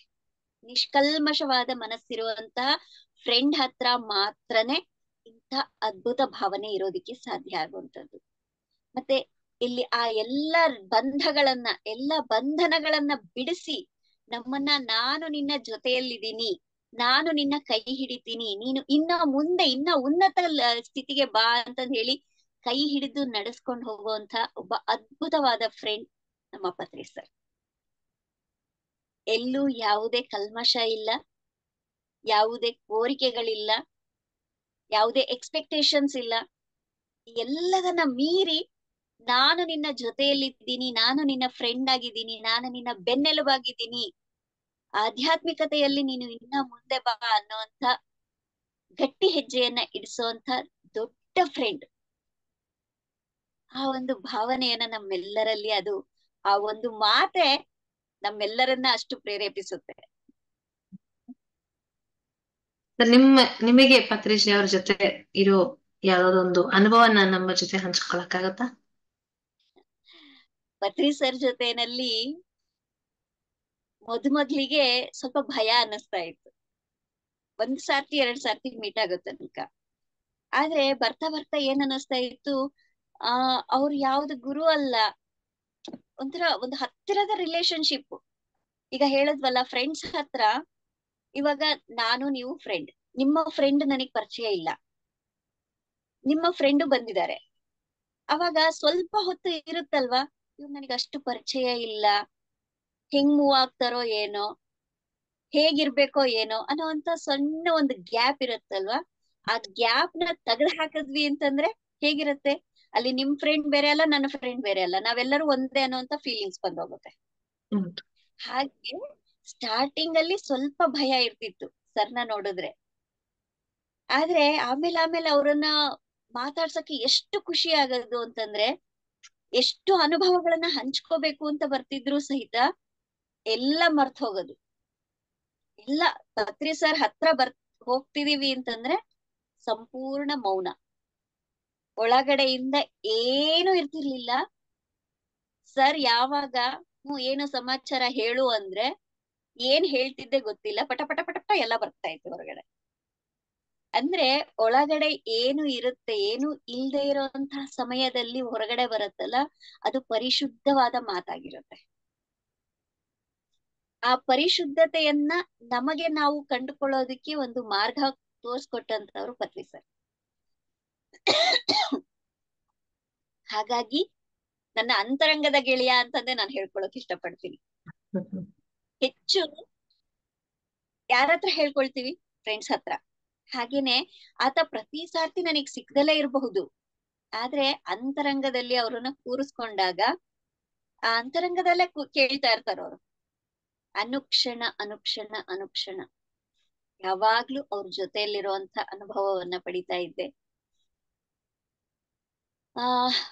ಇನ್ನೂ ಹೇಳ್ಬೇಕಂದ್ರೆ ಪತ್ರಿ ಸರು, ಒಂದು ಸಾರ್ತಿ ನಾನು ಪಿರಮಿಡ್ ವ್ಯಾಲಿಗೆ ಬಂದಾಗ ಒಳಗಡೆ ಒಂದು ಭಾವನೆ ಇತ್ತು, ಸರು ಎಲ್ಲಾರನ್ನೂ ಹೊಡಿತಾರೆ, ಆ ಎಲ್ಲಾರು ತುಂಬಾ ಸಿಕ್ಕಾಪಟ್ಟೆ ಜನ ಹೊಡೆಸ್ಕೊಂಡಿರೋದನ್ನ ಕೇಳಿದೀನಿ ನಾನು, ನಾವ್ ಒಂದ್ ಸಾರ್ತಿನೂ ಹೊಡೆಸ್ಕೊಂಡಿಲ್ಲ, ಹೊಡೆಸ್ಕೋಬೇಕಾ ಅಂತ ಒಳಗಡೆ ಡೌಟ್ ಆಯ್ತು. ಬಟ್ ನೋಡೋಣ ಒಂದ್ ಸಾರ್ತಿ ಹೆಂಗಿರುತ್ತೆ ಅದು, ಹೊಡೆಸ್ಕೊಂಡ್ರೆ ಹೆಂಗಿರುತ್ತೆ ಅನ್ನೋಂತ ಒಂದು ಫೀಲಿಂಗ್ ಅಷ್ಟೇನೆಯ. ಆ ಫೀಲಿಂಗ್ ಬಂದಿತ್ತು. ಬಟ್ ಬಹಳ ದಿವಸ ಆದ್ಮೇಲೆ ನಾನ್ ಪಿರಮಿಡ್ ವ್ಯಾಲಿಗೆ ಹೋದೆ.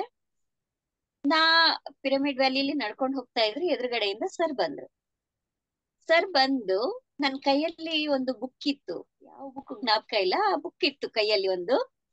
ಆ ಬುಕ್ ನನ್ ಕೈಯಿಂದ ಇಸ್ಕೊಂಡ್ರು ಸರ್. ನನ್ ಕೈಯಿಂದ ಇಸ್ಕೊಂಡು ಏನ್ ಸಮಾಚಾರ ಅಂದ್ರು. ಸರ್ ಏನು ಇಲ್ಲ, ನೀವೇ ಹೇಳ್ಬೇಕು ಅಂತಂದೆ. ಸರ್ ಆ ಕ್ಷಣ ಕೈಯಲ್ಲಿ ಇದ್ದಿದ್ ಬುಕ್ ನ ತಗೊಂಡು ಫಟ್ ಅಂತ ತಲೆಗೆ ಹೊಡೆದು, ನೀನ್ ಹೇಳ್ಬೇಕಾ ನಾನ್ ಹೇಳ್ಬೇಕಾ ಸಮಾಚಾರನ? ಅಂದ್ರೆ ಆ ಗುರುವಿನ ಒಂದು ಒಡಕ ತಿನ್ಬೇಕು ಅಂತ ನಾನ್ ಅನ್ಕೊಂಡಿದ್ರೆ ಪ್ರೀತಿಯಿಂದ ಈ ರೀತಿ ಕೂಡ ಹೊಡೆದು ಆ ಆಸೆ ತೀರಿಸ್ತಾರೆ ಅನ್ನೋದು ನನಗೆ ಅವತ್ತು ಅರ್ಥ ಆಯ್ತು. ಎಷ್ಟು ಸ್ಮೂತ್ ಆಗಿ ಒಬ್ಬ ತಾಯಿ ಮಗುನ ಗದರಿಸ್ತಾರಲ್ಲ, ಸುಮ್ನೆ ಜಸ್ಟ್ ಫಾರ್ ಜೋಕ್ ಗದರಿಸ್ತಾರಲ್ಲ, ಏಯ್ ಅಂತೇಳಿ, ಆ ರೀತಿ ಇತ್ತು. ಆ ಒಂದು ಮೃದುತ್ವನೂ ಇರುತ್ತೆ, ಗಡಸ್ತನೂ ಇರುತ್ತೆ, ಸ್ನೇಹನೂ ಇರುತ್ತೆ, ಪ್ರೀತಿನೂ ಇರುತ್ತೆ. ಹಾಗೆ ಎಲ್ಲಾ ತರ ಎಮೋಷನ್ಸ್ ಮಿಕ್ಸ್ ಇರುವಂತ ವ್ಯಕ್ತಿಯನ್ನ ನಾನು ಅವತ್ತು ಪರಿಚಯ ಮಾಡ್ಕೊಂಡೆ ಸರ್ ಅಲ್ಲಿ. ಹೀಗೆ ಬಹಳಷ್ಟು ಅನುಭವಗಳಿದೆ, ಅದ್ರೊಳಗೆ ಒಂದು ಅನುಭವ ಹೇಳ್ಬೇಕು ಅಂತ ಅನ್ನಿಸ್ತು. Thank you. ನಿಜವಾಗ್ಲೂ ನೀವು ಹೇಳ್ತಾ ಇದ್ರೆ ಆ ಒಂದು ಮೆಮೊರೀಸ್ ನನ್ ಕಣ್ಮುಂಚೆ ಹಂಗ್ ಬರ್ತಿತ್ತು. ಯಾಕೆ ಅವರು ಒಂದ್ ಮಾತಾಡುವಾಗ ಎಷ್ಟು ಅವೇರ್ನೆಸ್ ಜೊತೆ ಇರ್ಬೇಕು, ಎಚ್ಚರಿಂದ ಇರ್ಬೇಕು ಅಂತ ಜ್ಞಾಪಕ ಮಾಡಿಸ್ತಾನೆ ಇರ್ತಾರೆ. ಹೌದು. ಆ ಅರಿವಿನ ಜೊತೆ ಇರ್ಬೇಕು, ನಮ್ಮ ಮಾತಲ್ಲಿ ಪಕ್ಕದಲ್ಲಿ ಇರೋರಿಗೆ ಉಪಯೋಗ ಪಡುವಷ್ಟು ಮಾತುಗಳು ಇರ್ಬೇಕು. ಅಂಡ್ ಎಷ್ಟು ಸಿಂಪಲ್ ಆಗಿ ಸರಳವಾಗಿ ಇರ್ಬೇಕು. ಏನೋ ದೊಡ್ಡ ದೊಡ್ಡದ ಮಾತುಗಳನ್ನ ಹೇಳಿದ್ರೆ, ಪ್ರವಚನಗಳನ್ನ ಹೇಳಿದ್ರೆ ದೊಡ್ಡವರಲ್ಲ, ಅಲ್ಲಿ ಇರೋರೆಲ್ಲಾರ್ಗೂನು ಅರ್ಥ ಆಗುವಷ್ಟು ಯಾವಾಗ ನಾವು ಆ ಒಂದು ಮಾತನ್ನ ಮಾತಾಡ್ತೀವೋ, that is where shows your mastery ಅಂತ ಹೇಳ್ತಿರ್ತಾರೆ ಪತ್ರಿಜಿ ಅವರು. ಎಕ್ಸಾಕ್ಟ್ಲಿ, ಹೌದು. ಅಂಡ್ ಮೇಡಮ್, ನೀವು ಒಂದು ಬುಕ್ ಅನ್ನು ಬರೆದಿರ ಸತ್ಯಪಯಣ ಅಂತ. ಅದರ ಜೊತೆ ನಿಮಗೆ ಪತ್ರಿಜಿಯವ್ರ ಜೊತೆ ಇಂಟರಾಕ್ಷನ್ಸ್, ಯಾಕೆ ನಮಗೆ PSSM 18 ಗೈಡ್ಲೈನ್ಸ್ ಅಲ್ಲಿ ಅದು one of the important guideline. ಪ್ರತಿಯೊಬ್ಬರು ಅವರ ಒಂದು ಧ್ಯಾನ ಅನುಭವಗಳನ್ನ ಬುಕ್ ಮೂಲಕವಾಗಿ ಪಬ್ಲಿಷ್ ಮಾಡ್ಬೇಕು, ಎಲ್ಲರಿಗೂ ತಿಳಿಸ್ಬೇಕು ಅಂತ. ಆ ಒಂದು ಜರ್ನಿಯಲ್ಲಿ ನಿಮಗೆ ಪತ್ರಿಜಿ ಅವರ ಜೊತೆ ಆ ಸನ್ನಿಹಿತ ಹೇಗಿತ್ತು, ಅವರ ಒಂದು ಗೈಡೆನ್ಸ್ ಹೇಗಿತ್ತು? ಆ ನಾನು ಬುಕ್ ಬರೆಯೋದಿಕ್ಕೆ ಸ್ಟಾರ್ಟ್ ಮಾಡೋದಿಕ್ಕೆ ಪ್ರೇರೇಪಣೆ ಕೊಟ್ಟಿದ್ದಂತದ್ದು ಕೂಡ ಪತ್ರಿಸ್ತಾರೆ. ಒಂದ್ ಸರ್ತಿ ಚಳ್ಳಕೆರೆ ಚಳ್ಳಕೆರೆನಲ್ಲಿ ಸರ್ ಮಲ್ಗುವಂತ ಪ್ಲೇಸ್ ಪಕ್ಕದಲ್ಲಿ ಒಂದು ಬುಕ್ ಇತ್ತು, ಬೆಳಕಿಗೆ ಬಾಗಿಲುಗಳು ಅಂತ ಹೇಳ್ಬಿಟ್ಟು, ಕೃಷ್ಣಾನಂದ ಗುರೂಜಿಯವರ ಬುಕ್. ಸರ್ ಆ ಬುಕ್ ಅನ್ನ ಡೋರ್ವೇಸ್ ಟು ಲೈಟ್, ಆ ಬುಕ್ ನ ನನ್ ಕೈಗೆ ಇಟ್ಬಿಟ್ಟು ಇದನ್ನ ಓದಿದೀಯಾ ಅಂತ ಕೇಳಿದ್ರು. ಸರ್ ಹೌದು ಓದಿದೀನಿ, ಇದನ್ನ ಓದಿದ್ಮೇಲೆ ನನ್ನ ಒಳಗಡೆ ತುಂಬಾ ಕ್ವಶನ್ಸ್ ಬರ್ತಾ ಇದೆ, ಅದರ ರಿಲೇಟೆಡ್ ಆಗಿ ನನಗೆ ತುಂಬಾ ಒಳಗಡೆಯಿಂದ ತುಂಬಾ ಮೆಸೇಜಸ್ ಬರ್ತಾ ಇದೆ ಅಂತಂದ್ರೆ ತಕ್ಷಣ ಬರಿ ನೀನು, ಅದನ್ನೆಲ್ಲ ನೀನ್ ಬರಿಬೇಕು ಅಂತ ಹೇಳಿ ನಂಗೆ ಒಂದು ಇಂಟ್ಯೂಷನ್ ಕೊಟ್ರು. ಓಕೆ, ಅದು ಏನ್ ಬರ್ತಾ ಇದೆಯೋ ಬರೆಯೋಕೆ ಕೂತ್ಕೊಂಡ್ರೆ ಆಟೋಮೆಟಿಕ್ ಪೆನ್ ಓಡಲ್ಲ ತನ್ನಷ್ಟಕ್ಕೆ ತಾನು. ನಾವು ಇಲ್ಲಿಂದ ಖಾಲಿ ಆಗದೆ ಇದ್ರೆ ಕೈ ಓಡಲ್ಲ. ಯಾವಾಗ ಎಷ್ಟೋ ದಿನ ಪ್ರಯತ್ನ ಪಟ್ಟೆ, ಏನು ಬರ್ಲಿಲ್ಲ, ಹೆಂಗ್ ಬರಿಬೇಕು ಏನು ಅರ್ಥ ಆಗ್ಲಿಲ್ಲ. ಆಮೇಲೆ ಪೂರ್ತಿ ಸುಮ್ಮನ್ ಇಲ್ಲ, ನನ್ ಕೈಲಿ ಆಗದೆ ಇರೋ ಕೆಲ್ಸ ಇದು, ಬಿಟ್ಬಿಡೋಣಂತೆ ಅಂತ ಹೇಳಿ ಸುಮ್ನಾದ್ಮೇಲೆ ಯಾವಾಗ ನನ್ನಷ್ಟಕ್ಕೆ ನಾನ್ ಸುಮ್ಮನೆ ಧ್ಯಾನ ಮಾಡೋದಕ್ಕೆ ಪ್ರಾರಂಭ ಮಾಡಿದ್ನೋ, ಆವಾಗ ತನ್ನಷ್ಟಕ್ ತಾನೇ ಕೈಯಲ್ಲಿ ಪೆನ್ನು ಬುಕ್ಕು ತನ್ನಷ್ಟಕ್ ತಾನೇ ಬಂತು, ಆಟೋಮೆಟಿಕ್ ಆಗಿ ಬರೆಯೋಕ್ ಸ್ಟಾರ್ಟ್ ಮಾಡಿದೆ. ಅದು ಆಶ್ಚರ್ಯ ಅನ್ನಿಸ್ತು. 3 ದಿವಸ ಕಂಟಿನ್ಯೂಸ್ ಬರ್ದಿದೀನಿ. ಬರ್ದಾದ್ಮೇಲೆ ಏನ್ ಬರ್ದಿದೀನಿ ಗೊತ್ತಿಲ್ಲ ನನಗೆ.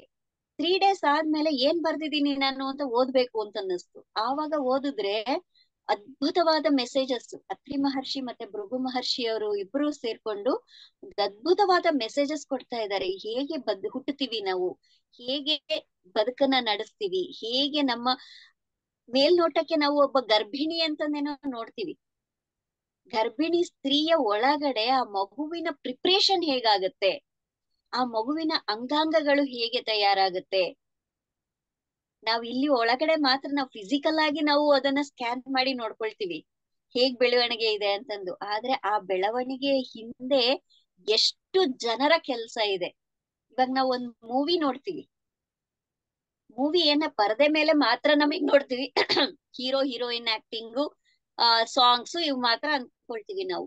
ಬಟ್ ಅದನ್ನ ಮಾಡ್ಬೇಕಂದ್ರೆ ಎಷ್ಟು ಜನದ ಕೆಲ್ಸ ಇರುತ್ತೆ ಹಿಂದಗಡೆ, ಪರದೆಯ ಹಿಂದೆ ಎಷ್ಟು ಜನರ ಒಂದು ಪರಿಶ್ರಮ ಇರುತ್ತಲ್ವಾ.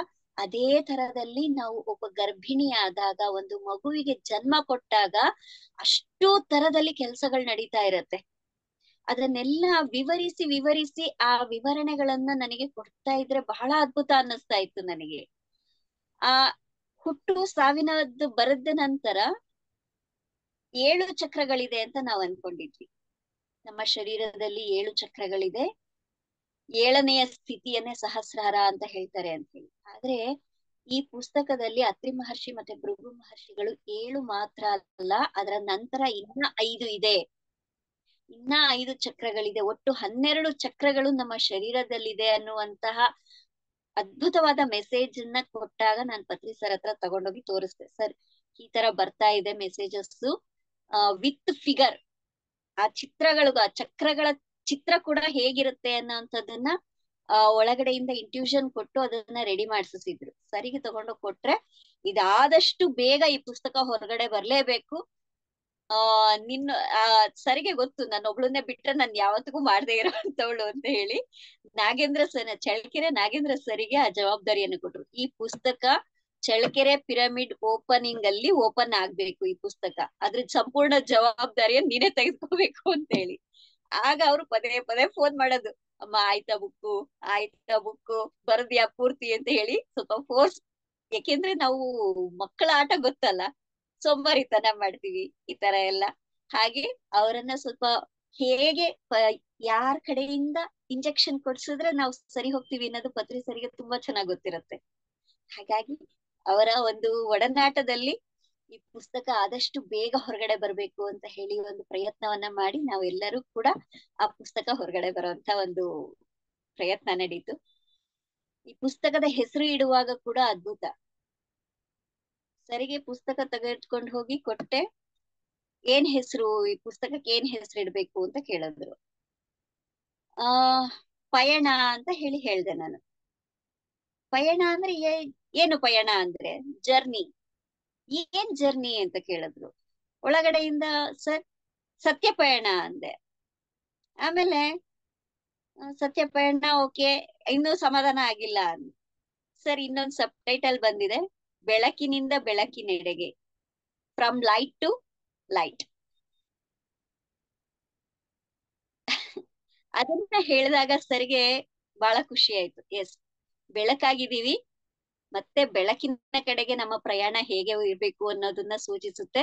ಇಟ್ಸ್ ವಂಡರ್ಫುಲ್ ಅಂತ ಹೇಳಿ ಅದೇ ಹೆಸರು ಪಕ್ಕಾ ಇರ್ಲಿ, ಇದೇ ಕರೆಕ್ಟ್ ಆಗಿದೆ ಅಂತ ಹೇಳಿ ಸರ್ ಅವತ್ತು ಒಪ್ಕೊಂಡು ಆ ಪುಸ್ತಕಕ್ಕೆ ಪ್ರಿಂಟ್ ಮಾಡ್ಸೋದಿಕ್ಕೆ ಅನುಮತಿಯನ್ನ ಕೊಟ್ರು.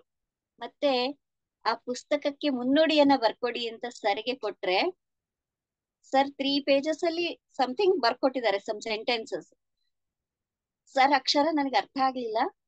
ಅದನ್ನ ಸುಮ್ನೆ ಅವಾಗ ವರಾಹಮೂರ್ತಿ ಸರ್ಗೆ ಅದನ್ನ ಕೊಟ್ಬಿಟ್ಟು ಇದನ್ನ ಕನ್ನಡ ಟ್ರಾನ್ಸ್ಲೇಟ್ ಮಾಡಿ ಕೊಡು ಅಂತ ಹೇಳಿ ಕೊಟ್ರು ಸರ್. ಅದನ್ನ ನಾನು ಅಲ್ಲಿ ತೆಗೆದು ನೋಡ್ಲಿಲ್ಲ ಪಿರಮಿಡ್ ವ್ಯಾಲಿಯಲ್ಲಿ. ಅದನ್ನ ಹಾಗೆ ತೆಗೆದುಕೊಂಡ್ ಬಂದೆ. ಮನೆಗ್ ತೆಗೆದುಕೊಂಡ್ ಬಂದು ಓಪನ್ ಮಾಡಿ ನೋಡಿದ್ರೆ ಅದ್ರಲ್ಲಿ ಪತ್ರಿ ಸರ್ ಬರ್ದಿದ್ದಾರೆ, ಇದು ಒಂದು ಕೊಹಿನೂರ್ ಆಭರಣದಂತಹ ಪುಸ್ತಕ. ಇದು ಎಷ್ಟೋ ವರ್ಷಗಳಿಂದ ಈ ಪುಸ್ತಕ ಭೂಮಿ ಮೇಲೆ ಬರ್ಬೇಕು ಅಂತ ಕಾಯ್ತಾ ಇದೆ. ಈಗ ಈ ಸಮಯ ಬಂದಿದೆ ಈ ಪುಸ್ತಕ ಹೊರಗಡೆ ಬರೋದಿಕ್ಕೆ ಅನ್ನುವಂತಹ ಕೊಹಿನೂರ್ ಆಭರಣ ಇದು ಅಂತ ಹೇಳಿ ಬರ್ಕೊಟ್ರದ್ ನೋಡಿ. ಆ ಒಂದು ಎಕ್ಸೈಟ್ಮೆಂಟ್ ಹೇಗಿರುತ್ತೆ ಅಂದ್ರೆ ಬಹಳ ಖುಷಿ ಆಗೋಯ್ತು.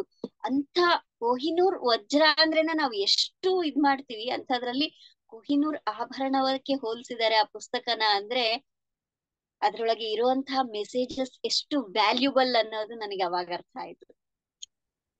ಹೀಗೆ ನಮ್ಮ ಒಳಗಡೆ ಇರುವಂತಹ ಪ್ರತ್ಯೇಕತೆಯನ್ನ, ಆ ಒಂದು ಕ್ವಾಲಿಟಿನ, ಏನ್ ಕ್ವಾಲಿಟಿ ಇದೆ ನಮ್ಮ ಒಳಗಡೆ ಅದನ್ನ ಗುರ್ತಿಸಿ ಅದನ್ನ ಹೊರಗಡೆ ತೆಗೆಯುವಂತ ಅದ್ಭುತ ಕೆಲಸವನ್ನ ಮಾಡ್ತಾ ಇದ್ದಂತವ್ರು ನಮ್ಮ ಪತಿ ಸರ್. ಅವರಿಗೆ ಎಷ್ಟು ಕೃತಜ್ಞತೆಗಳನ್ನ ಸಲ್ಲಿಸಿದ್ರು ತುಂಬಾ ತುಂಬಾ ತುಂಬಾ ಕಡಿಮೆನೆ. ಪ್ರತಿಯೊಬ್ಬರಲ್ಲಿ ಯಾವುದೋ ಒಂದು ಇದೆ ಅಂತ ಕಂಡಿಡಿದು ಅವರಿಗೆ ಮಾಡೋ ಅಷ್ಟು ಆ ಒಂದು ವರ್ಕ್ಸ್ ನ ಹೇಳ್ತಾರೆ ಸರ್. ಅಯ್ಯೋ ನಮ್ ಕೈಯಲ್ಲೇ ಆಗುತ್ತಾ ಅಂತ ಅನ್ಕೋಬಹುದು. ಹಾಗಿದ್ರೆ ನಮ್ಮೊಳಗೆ ಆ ಒಂದು ಕೆಪಾಸಿಟಿ ಇದೆ, ನಾವು ಮಾಡಕ್ಕೆ ಸಾಧ್ಯ ಅನ್ನೋದನ್ನ ಒಬ್ಬ ಗುರುನೇ ಕಂಡಿಡಿಯಕ್ಕಾಗುತ್ತೆ. ಅದನ್ನು ಒಬ್ಬ ಗುರು ಒಂದು ಸ್ನೇಹಿತನಾಗಿರುವಾಗ ಅದು ಇನ್ನೂ ಈಸಿ. ಹಂಗಾಗಿ ಪತ್ರಿಜಿ ಅವ್ರು ಎಲ್ಲಾರ ಜೊತೆ ನಮ್ಮ ಅಂತರಂಗ ಆತನ ಅಂತರಂಗದಲ್ಲಿ ಬೆರೆತು ಹೋಗಿರುತ್ತೆ. ಹಾಗಾಗಿ ಅವರಿಗೆ ನಮ್ಮನ್ನ ಗುರುತಿಸೋದು ತುಂಬಾ ಸುಲಭ ಆಗತ್ತೆ.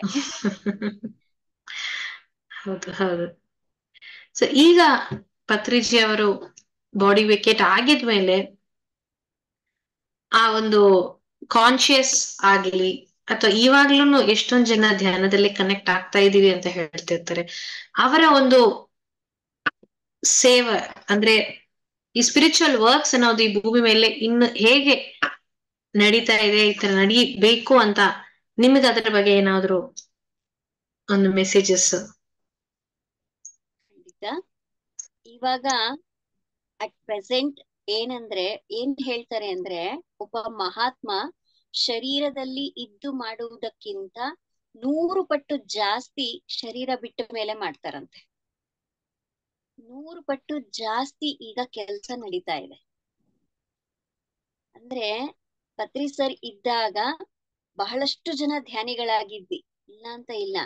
ಆದ್ರೆ ಪತ್ರಿ ಸರು PMC ಅನ್ನೋಂಥ ಚಾನೆಲ್ ಮಾಡಿದ್ಮೇಲೆ ಇನ್ನ ಅದರ ಎಷ್ಟೋ ಪಟ್ಟು ಹೆಚ್ಚಿಗೆ ಆಗಿದೆ. ಪತ್ರಿ ಸರ್ ಏನು ಧ್ಯಾನ ಜಗತ್ ಮಾಡ್ಬೇಕು ಅಂತಂದು ಅವರ ಸಂಕಲ್ಪ ಇತ್ತು, ಅದನ್ನ ಇನ್ನು ಫಾಸ್ಟ್ ಆಗಿ ಮಾಡುವಂತಹ ಚೈತನ್ಯ ಇವತ್ತು ಭೂಮಿ ಮೇಲೆ ನಾವೆಲ್ಲರೂ ನೋಡ್ತಾ ಇದ್ದೀವಿ. ಅದನ್ನ ನೋಡಿದ್ರೆ ಮಾತ್ರ ಸಾಲದು, ಅದರಲ್ಲಿ ನಾವು ಭಾಗಿಗಳಾಗ್ಬೇಕು. ಅದನ್ನ ನಾವು ಎಲ್ಲರಿಗೆ ತಲುಪಿಸುವಂತಹ ಪ್ರಯತ್ನವನ್ನ ನಾವು ಮಾಡ್ಲೇಬೇಕು. ಇದು ಪತ್ರಿ ಸರ್ ಮಾಡಿ ಹೋಗಿದ್ರು, ಏನೋ ಒಂದು ಎಲ್ಲರಿಗೂ ಧ್ಯಾನ ಹೇಳ್ಕೊಟ್ಟು ಹೋದ್ರು, ಏನೋ ಒಂದು PMC ಚಾನೆಲ್ ಓಪನ್ ಮಾಡಿ ಹೋದ್ರು ಅಲ್ಲ. ಇಲ್ಲಿ ನಾವು ತಿಳ್ಕೊಂಡಿರೋಂತ, ನೆನ್ನೆ ಬಂದು ತಿಳ್ಕೊಂಡಿರ್ಬಹುದು ಧ್ಯಾನ ಅಂದ್ರೆ ಏನು ಅಂತ, ಈ ಕ್ಷಣ ತಿಳ್ಕೊಂಡಿರ್ಬಹುದು. ಆದ್ರೆ ಪ್ರತಿಯೊಬ್ಬರ ಕರ್ತವ್ಯ ಆಗತ್ತೆ ಇದನ್ನ ಎಲ್ಲರ ತನಕ ಮುಟ್ಟಿಸ್ಬೇಕು ಅನ್ನೋಂಥದ್ದು. ಪತ್ರಿ ಸರ್ ಧ್ಯೇಯ ಏನಿತ್ತು, ಈ ಜಗತ್ತಿನಲ್ಲಿ ಕಡೇ ಮನುಷ್ಯ ಧ್ಯಾನಿ ಆಗುವವರೆಗೂ ನಾನು ಇರ್ತೀನಿ ಅಂತ ಹೇಳ್ತಾ ಇದ್ರು. ಇದನ್ನ ಬಹಳಷ್ಟು ಸರ್ತಿ ಸರ್ ಹೇಳಿದ್ದಾರೆ. ಈ ಭೂಮಿಯ ಮೇಲೆ ಪ್ರತಿಯೊಬ್ಬ ಮನುಷ್ಯ, ಕಡೆ ಮನುಷ್ಯ ಧ್ಯಾನಿ ಆಗುವವರೆಗೂ ಕೂಡ ನಾನು ಇರ್ತೀನಿ ಅಂತ ಹೇಳ್ತಿದ್ರು. ಆತ ಶರೀರಿಯಾಗಿ ಇರ್ತೀನಿ ಅಂತಲ್ಲ ಅರ್ಥ. ನಮ್ ಎಲ್ಲರಲ್ಲಿ ಆತನ ಚೈತನ್ಯವನ್ನ ಮರ್ಜ್ ಮಾಡಿದಾಗ, ಆತನ ಚೈತನ್ಯ ನಮ್ಮ ಚೈತನ್ಯ ಎಲ್ಲ ಒಂದಾದಾಗ ಅಲ್ಲಿ ಪತ್ರಿ ಸರ್ ಬೇರೆ ಅಲ್ಲ, ನಾವು ಬೇರೆ ಅಲ್ಲ. ನಾವು ಎಲ್ಲರೂ ಕೂಡ ಒಬ್ಬೊಬ್ಬ ಪತ್ರಿ ಸರ್ ಆಗಿ ನಾವು ಆತನ ಧ್ಯೇಯವನ್ನ ಮುಂದೆ ನಡ್ಸ್ಕೊಂಡು ಹೋಗ್ಬೇಕಾಗಿರುವಂತ ದೊಡ್ಡ ಜವಾಬ್ದಾರಿಯನ್ನ ನಮ್ಮೆಲ್ಲರ ತಲೆ ಮೇಲೆ ಇಟ್ಟು ಹೋಗಿದ್ದಾರೆ. ಆ ಜವಾಬ್ದಾರಿಯನ್ನ ನಾವು ಖಂಡಿತ ಪಾಲಿಸ್ಬೇಕು. ಅವರು ಯಾವ ನಂಬಿಕೆಯಿಂದ ಇಟ್ರೋ ಒಟ್ನೊಳಗೆ ಇಡೀ PSSM ಆ ಒಂದು ಸಂಕಲ್ಪ, ಈ ಒಂದು ಧ್ಯಾನ ಜಗತ್, ಸಸ್ಯಾಹಾರ ಜಗತ್ ಮತ್ತೆ ಪಿರಮಿಡ್ ಜಗತ್ನ ಮುಂದುವರ್ಸಕ್ಕೆ ಈ ಒಂದು ಧ್ಯಾನದ ಶಿಬಿರಗಳು, ಕಾರ್ಯಕ್ರಮಗಳು ಸಾಕಷ್ಟು ನಡೀತಾ ಇದ್ದಾವೆ. ಹೌದು. ತುಂಬಾ ತುಂಬಾ ಥ್ಯಾಂಕ್ ಯು ಮೇಡಮ್.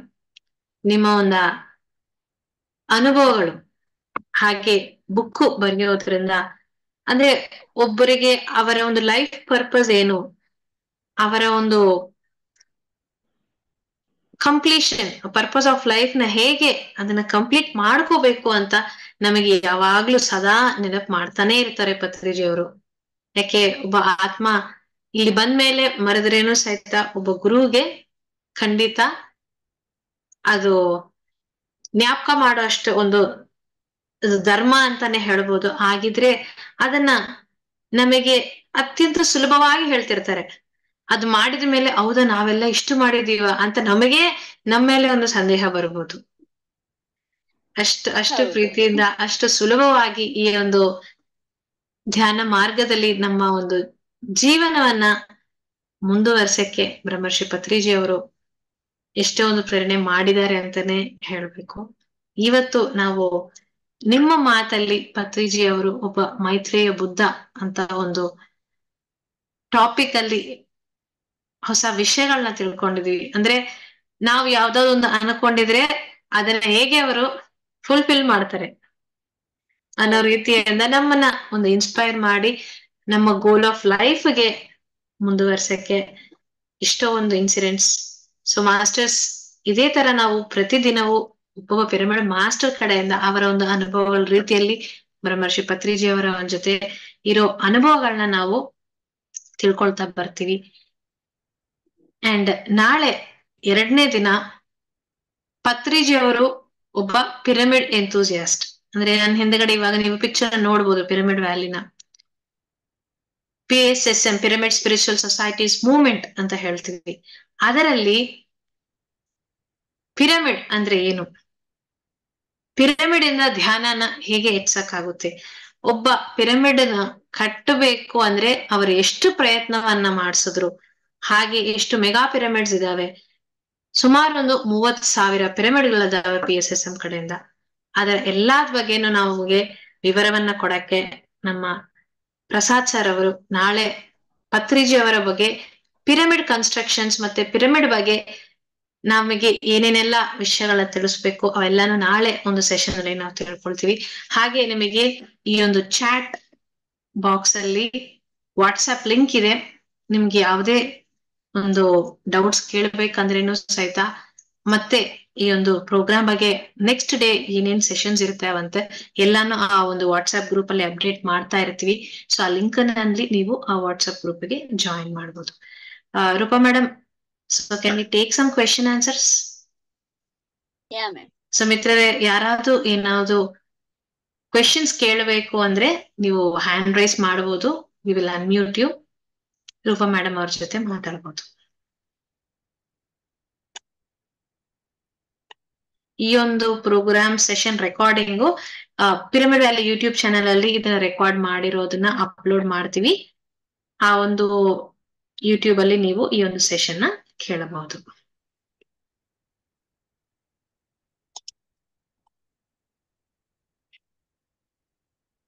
ನಿಮ್ಮಲ್ಲಿ ಇರೋರು ಯಾರಾவது ಕ್ವೆಶನ್ ಕೇಳಬೇಕು ಅಥವಾ ಯಾವ್ದಾದ್ರು ನಿಮ್ಮ ಎಕ್ಸ್ಪೀರಿಯನ್ಸ್ ನ ಶೇರ್ ಮಾಡಬೇಕು ಅಂದ್ರೆ you can please raise your hand. Ma'am, ಈ ಪುಸ್ತಕದ ಬಗ್ಗೆ ವಿವರವನ್ನ ಕೇಳ್ತಿದ್ದಾರೆ. Satyapayana sir, Vinay sir. ಆ ಬುಕ್ನ ಹೆಸರು ಸತ್ಯಪಯಣ. ಮ್ಯಾಮ್, ಅದು ತಗೋಬೇಕಂದ್ರೆ ಹೇಗೆ? ಅದು ಈಗ ಸದ್ಯಕ್ಕೆ 3rd ಪ್ರಿಂಟಿಂಗ್ ಹೋಗಿದೆ. ಇನ್ನೊಂದು 15-20 ದಿವಸದೊಳಗೆ ಅದು ಮತ್ತೆ ರಿಲೀಸ್ ಆಗುತ್ತೆ. ಅದನ್ನ ಲಲಿತಾ ನಾರಾಯಣ್ ವಗ್ಗ ಅವ್ರ ಹತ್ರ ಕೂಡ ಸಿಗುತ್ತೆ, ನನ್ನ ಹತ್ರ ಕೂಡ ಸಿಗುತ್ತೆ. ಪಿರಮಿಡ್ ವ್ಯಾಲಿ ಅಲ್ಲಿ ಕೂಡ ತಲುಪಿಸ್ತೀವಿ. ನಿಮ್ಗೆ ಈ ಬುಕ್ ಖಂಡಿತ ಹೆಂಗೆ ಬೇಕಾದ್ರೂ ತಗೋಬಹುದು. Thank you madam. ಯಾರನ್ನ ನಾವು ಕೊರಿಯರ್ ಮಾಡ್ತೀವಿ.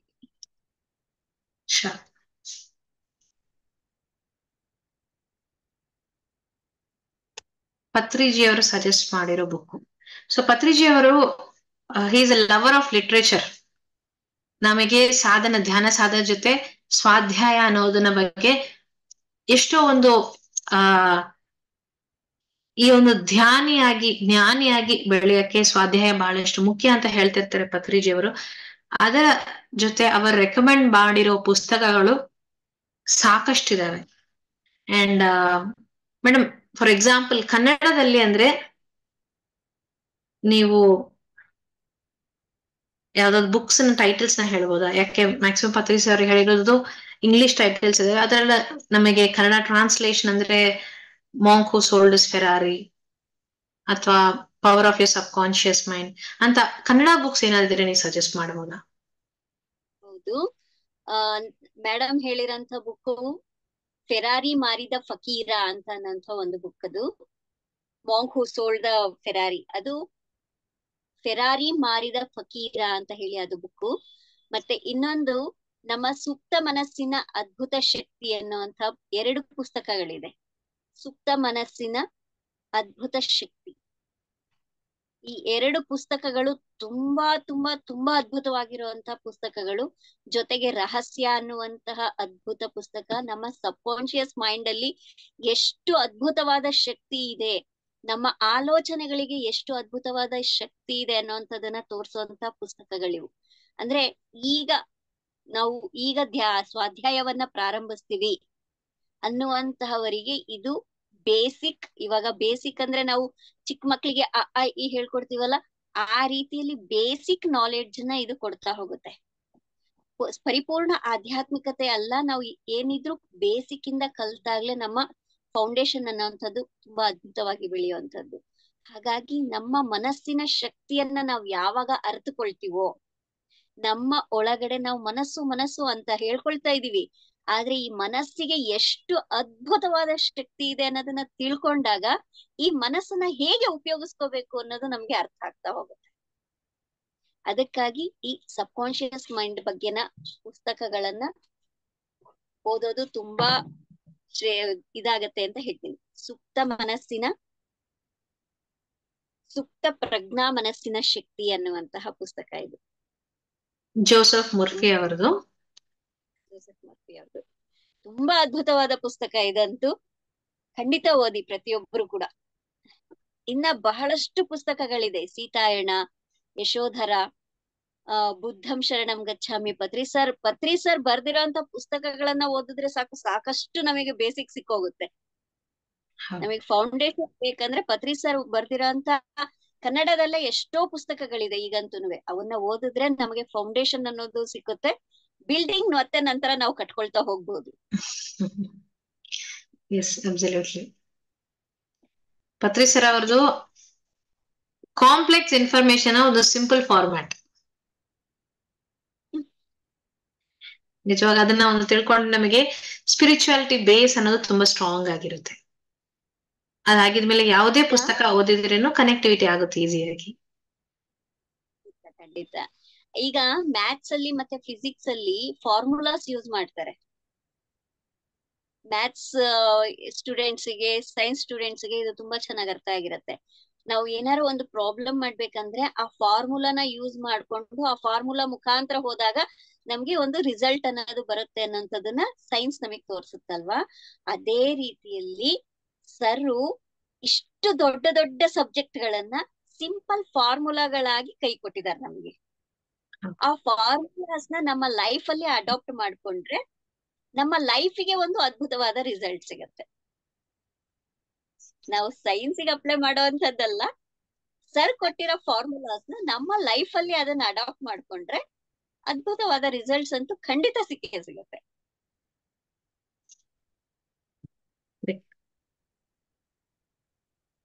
ಸೊ ಮೇಡಮ್, ನೀವ್ ಹೇಳ್ದಂಗೆ ಆ ಒಂದು 2 ಬುಕ್ಸ್, ಸಬ್ ಕಾನ್ಶಿಯಸ್ ಮೈಂಡ್ ಮತ್ತೆ ಮಾರ್ಕೋ ಸೋಲ್ಡಸ್ ಫೆರಾರಿ ರಹಸ್ಯ ಸೀಕ್ರೆಟ್ ಬುಕ್ ಬಗ್ಗೆ ಹೇಳಿದಿರಾ. ಇನ್ನೊಂದು ಬೇರೆ ಅಡ್ವಾನ್ಸ್ ಆಗಿ ಇನ್ನೊಂದು ಏನಾದ್ರು ತಿಳ್ಕೊಬೇಕಂದ್ರೆ, ಇನ್ನ ಮುಂದೆ ತಿಳ್ಕೊಳ್ತಾ ಹೋಗ್ಬೇಕಂದ್ರೆ ಇಲ್ಲಿ ಹೇಗಿರುತ್ತೆ ಅಂದ್ರೆ, ನಾವು 10th ತನಕ ನಾರ್ಮಲ್ ಎಲ್ಲಾ ಸಬ್ಜೆಕ್ಟ್ಸ್ ಓದ್ಕೊಂಡ್ ಬರ್ತೀವಲ್ವಾ. 10th ತನಕ ನಾವ್ ಎಲ್ಲಾ ಸಬ್ಜೆಕ್ಟ್ಸ್ ಓದ್ತೀವಿ. ಆದ್ರೆ PU ಇಂದ ಒಂದು ಪರ್ಟಿಕ್ಯುಲರ್ ತಗೊಳ್ತೀವಿ ಅಲ್ವಾ. ಇಲ್ಲ ಕಾಮರ್ಸ್, ಇಲ್ಲ ಆರ್ಟ್ಸ್, ಹೀಗೆ ಒಂದು ಪರ್ಟಿಕ್ಯುಲರ್ ಸಬ್ಜೆಕ್ಟ್ ತಗೊಳ್ತೀವಿ. ಹಾಗೇನೆ ಸ್ಪಿರಿಚುಯಾಲಿಟಿ ಅನ್ನೋಂಥದ್ದು ಕೂಡ. ಈಗ ಪತ್ರಿ ಸರ್ ಕೊಟ್ಟಿರೋಂಥದ್ದು ಪೂರ್ತಿ ನಾವು 10th ತನಕ ಬೇಸಿಕ್ ಏನ್ ಬೇಕೋ ಅದೆಲ್ಲ ಕಲಿತೀವಲ್ಲ, ಹಾಗೆ ಪೂರ್ತಿ ಬೇಸಿಕ್ಸ್, ಪೂರ್ತಿ ಗಟ್ಟಿ ಫೌಂಡೇಶನ್ ಅದು. ಆ ಗಟ್ಟಿ ಫೌಂಡೇಶನ್ ಮೇಲೆ ನನಗೆ ಯಾವ್ದು ಸಬ್ಜೆಕ್ಟ್ ಇಷ್ಟ. ಈಗ ಹೇಗಿರುತ್ತೆ ಅಂತಂದ್ರೆ, ಸ್ಪಿರಿಚುಯಾಲಿಟಿನ ಸೈನ್ಸ್ ಆಗಿ ನೋಡುವಂತಹವರು ಬಹಳಷ್ಟು ಜನ ಇರ್ತಾರೆ. ಸ್ಪಿರಿಚುಯಾಲಿಟಿನ ಒಂದು ಜ್ಞಾನ ತರ ನೋಡುವಂತವ್ರು ಇರ್ತಾರೆ. ಒಂದು ಸ್ಪಿರಿಚುಯಾಲಿಟಿನ ಸಾಂಗ್ಸ್ ಮುಖಾಂತರ ನೋಡುವಂತವ್ರು ಎಷ್ಟೋ ಜನ ಇರ್ತಾರೆ. ಸ್ಪಿರಿಚುಯಾಲಿಟಿನ ಮಾತಿನ ಮುಖಾಂತರ ನೋಡುವಂತವ್ರು ಇರ್ತಾರೆ. ಅಡುಗೆ ಮುಖಾಂತರ ನೋಡೋರು ಇರ್ತಾರೆ. ತಮ್ಮ ಕೆಲಸದ ಮುಖಾಂತರ ನೋಡೋರು ಇರ್ತಾರೆ. ಹೀಗೆ ಸಬ್ಜೆಕ್ಟ್ಸ್ ಡಿವೈಡ್ ಆಗ್ತಾ ಹೋಗುತ್ತೆ. ಹಾಗಾಗಿ ಬೇಸಿಕ್ ಫಸ್ಟ್ ನಾವು ತಿಳ್ಕೊಂಡಾಗ ಅದನ್ನ ಯಾವ ಸಬ್ಜೆಕ್ಟ್ ಮೇಲೆ ನಾನು ಅದನ್ನ ಅಪ್ಲೈ ಮಾಡ್ಬೇಕು, ನಾನು ಯಾವ್ದ್ರೊಳಗೆ ಇಂಪ್ರೂವೈಸ್ ಮಾಡ್ಕೋಬೇಕು, ಯಾವ್ದನ್ನ ಡೀಪ್ ಆಗಿ ತಿಳ್ಕೊಬೇಕು ಅನ್ನೋದು ನಮಗೆ ಅರ್ಥ ಆಗ್ತಾ ಹೋಗುತ್ತೆ. ಅದಕ್ಕೆ ಸಂಬಂಧಪಟ್ಟ ಹಾಗೆ ಆಮೇಲೆ ಬುಕ್ಸ್ ಗಳನ್ನ ನಾವು ಬಹಳಷ್ಟು, ಪ್ರತಿಯೊಂದು ಸಬ್ಜೆಕ್ಟ್ ಗೆ ಸಂಬಂಧಪಟ್ಟ ಹಾಗೆ ಕೂಡ ತುಂಬಾ ತುಂಬಾ ತುಂಬಾ ಬುಕ್ಸ್ ಗಳಿದೆ.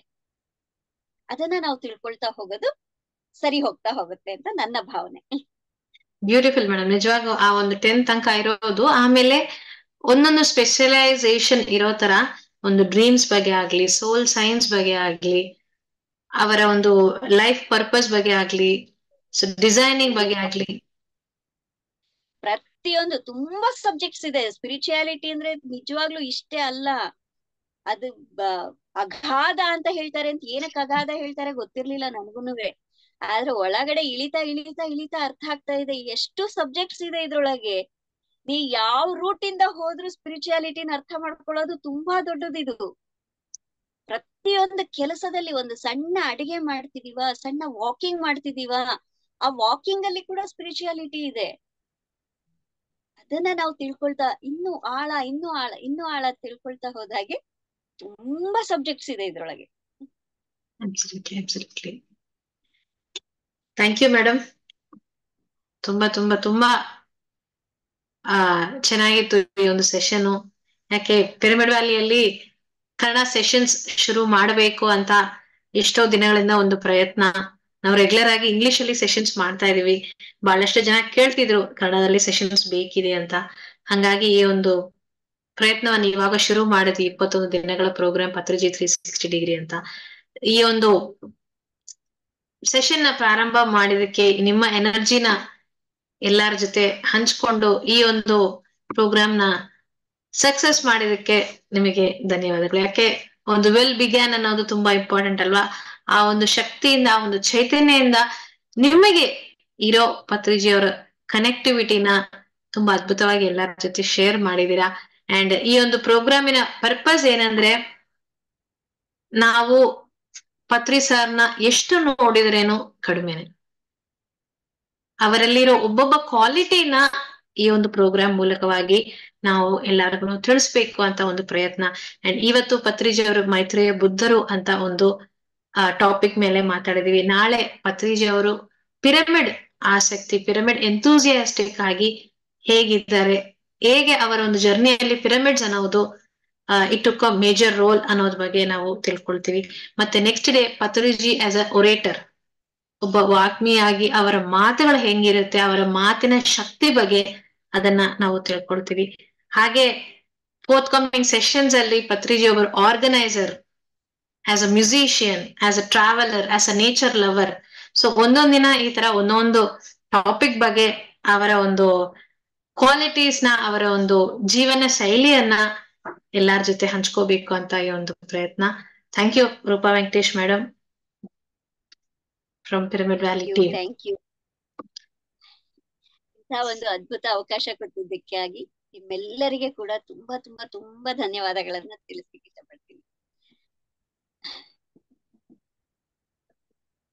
ಸೊ ಮಾಸ್ಟರ್ಸ್, ಇವಾಗ ನಾವು ಸಾಕಷ್ಟು ವಿಷಯವನ್ನ ತಿಳ್ಕೊಂಡಿದ್ವಿ. ಇದನ್ನ ಡೈಜೆಸ್ಟ್ ಮಾಡ್ಕೋಬೇಕಂದ್ರೆ ನಮಗೆ ಧ್ಯಾನ ಮತ್ತು ಧ್ಯಾನ ಶಕ್ತಿ ಅನ್ನೋದು ತುಂಬಾನೇ ಮುಖ್ಯ.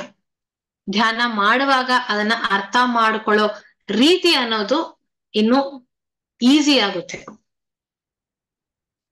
ಯಾವುದೇ ವಿಷಯ ಮಾಡ್ಬೇಕಂದ್ರೆ, ಇವಾಗ ಮೇಡಮ್ ಹೇಳ್ದಂಗೆ ಒಂದು ಚಿಕ್ಕ ವಾಕಿಂಗ್ ಮಾಡ್ಬೇಕಂದ್ರೆ, ಅಡುಗೆ ಮಾಡ್ಬೇಕಂದ್ರೂ ಅದರಲ್ಲಿ ಆ ಒಂದು ಎನರ್ಜಿನ ನಾವು ಹೆಚ್ಚಿಸ್ಕೋಬೇಕಂದ್ರೆ ಧ್ಯಾನ ಅನ್ನೋದು ಬಹಳ ಮುಖ್ಯ.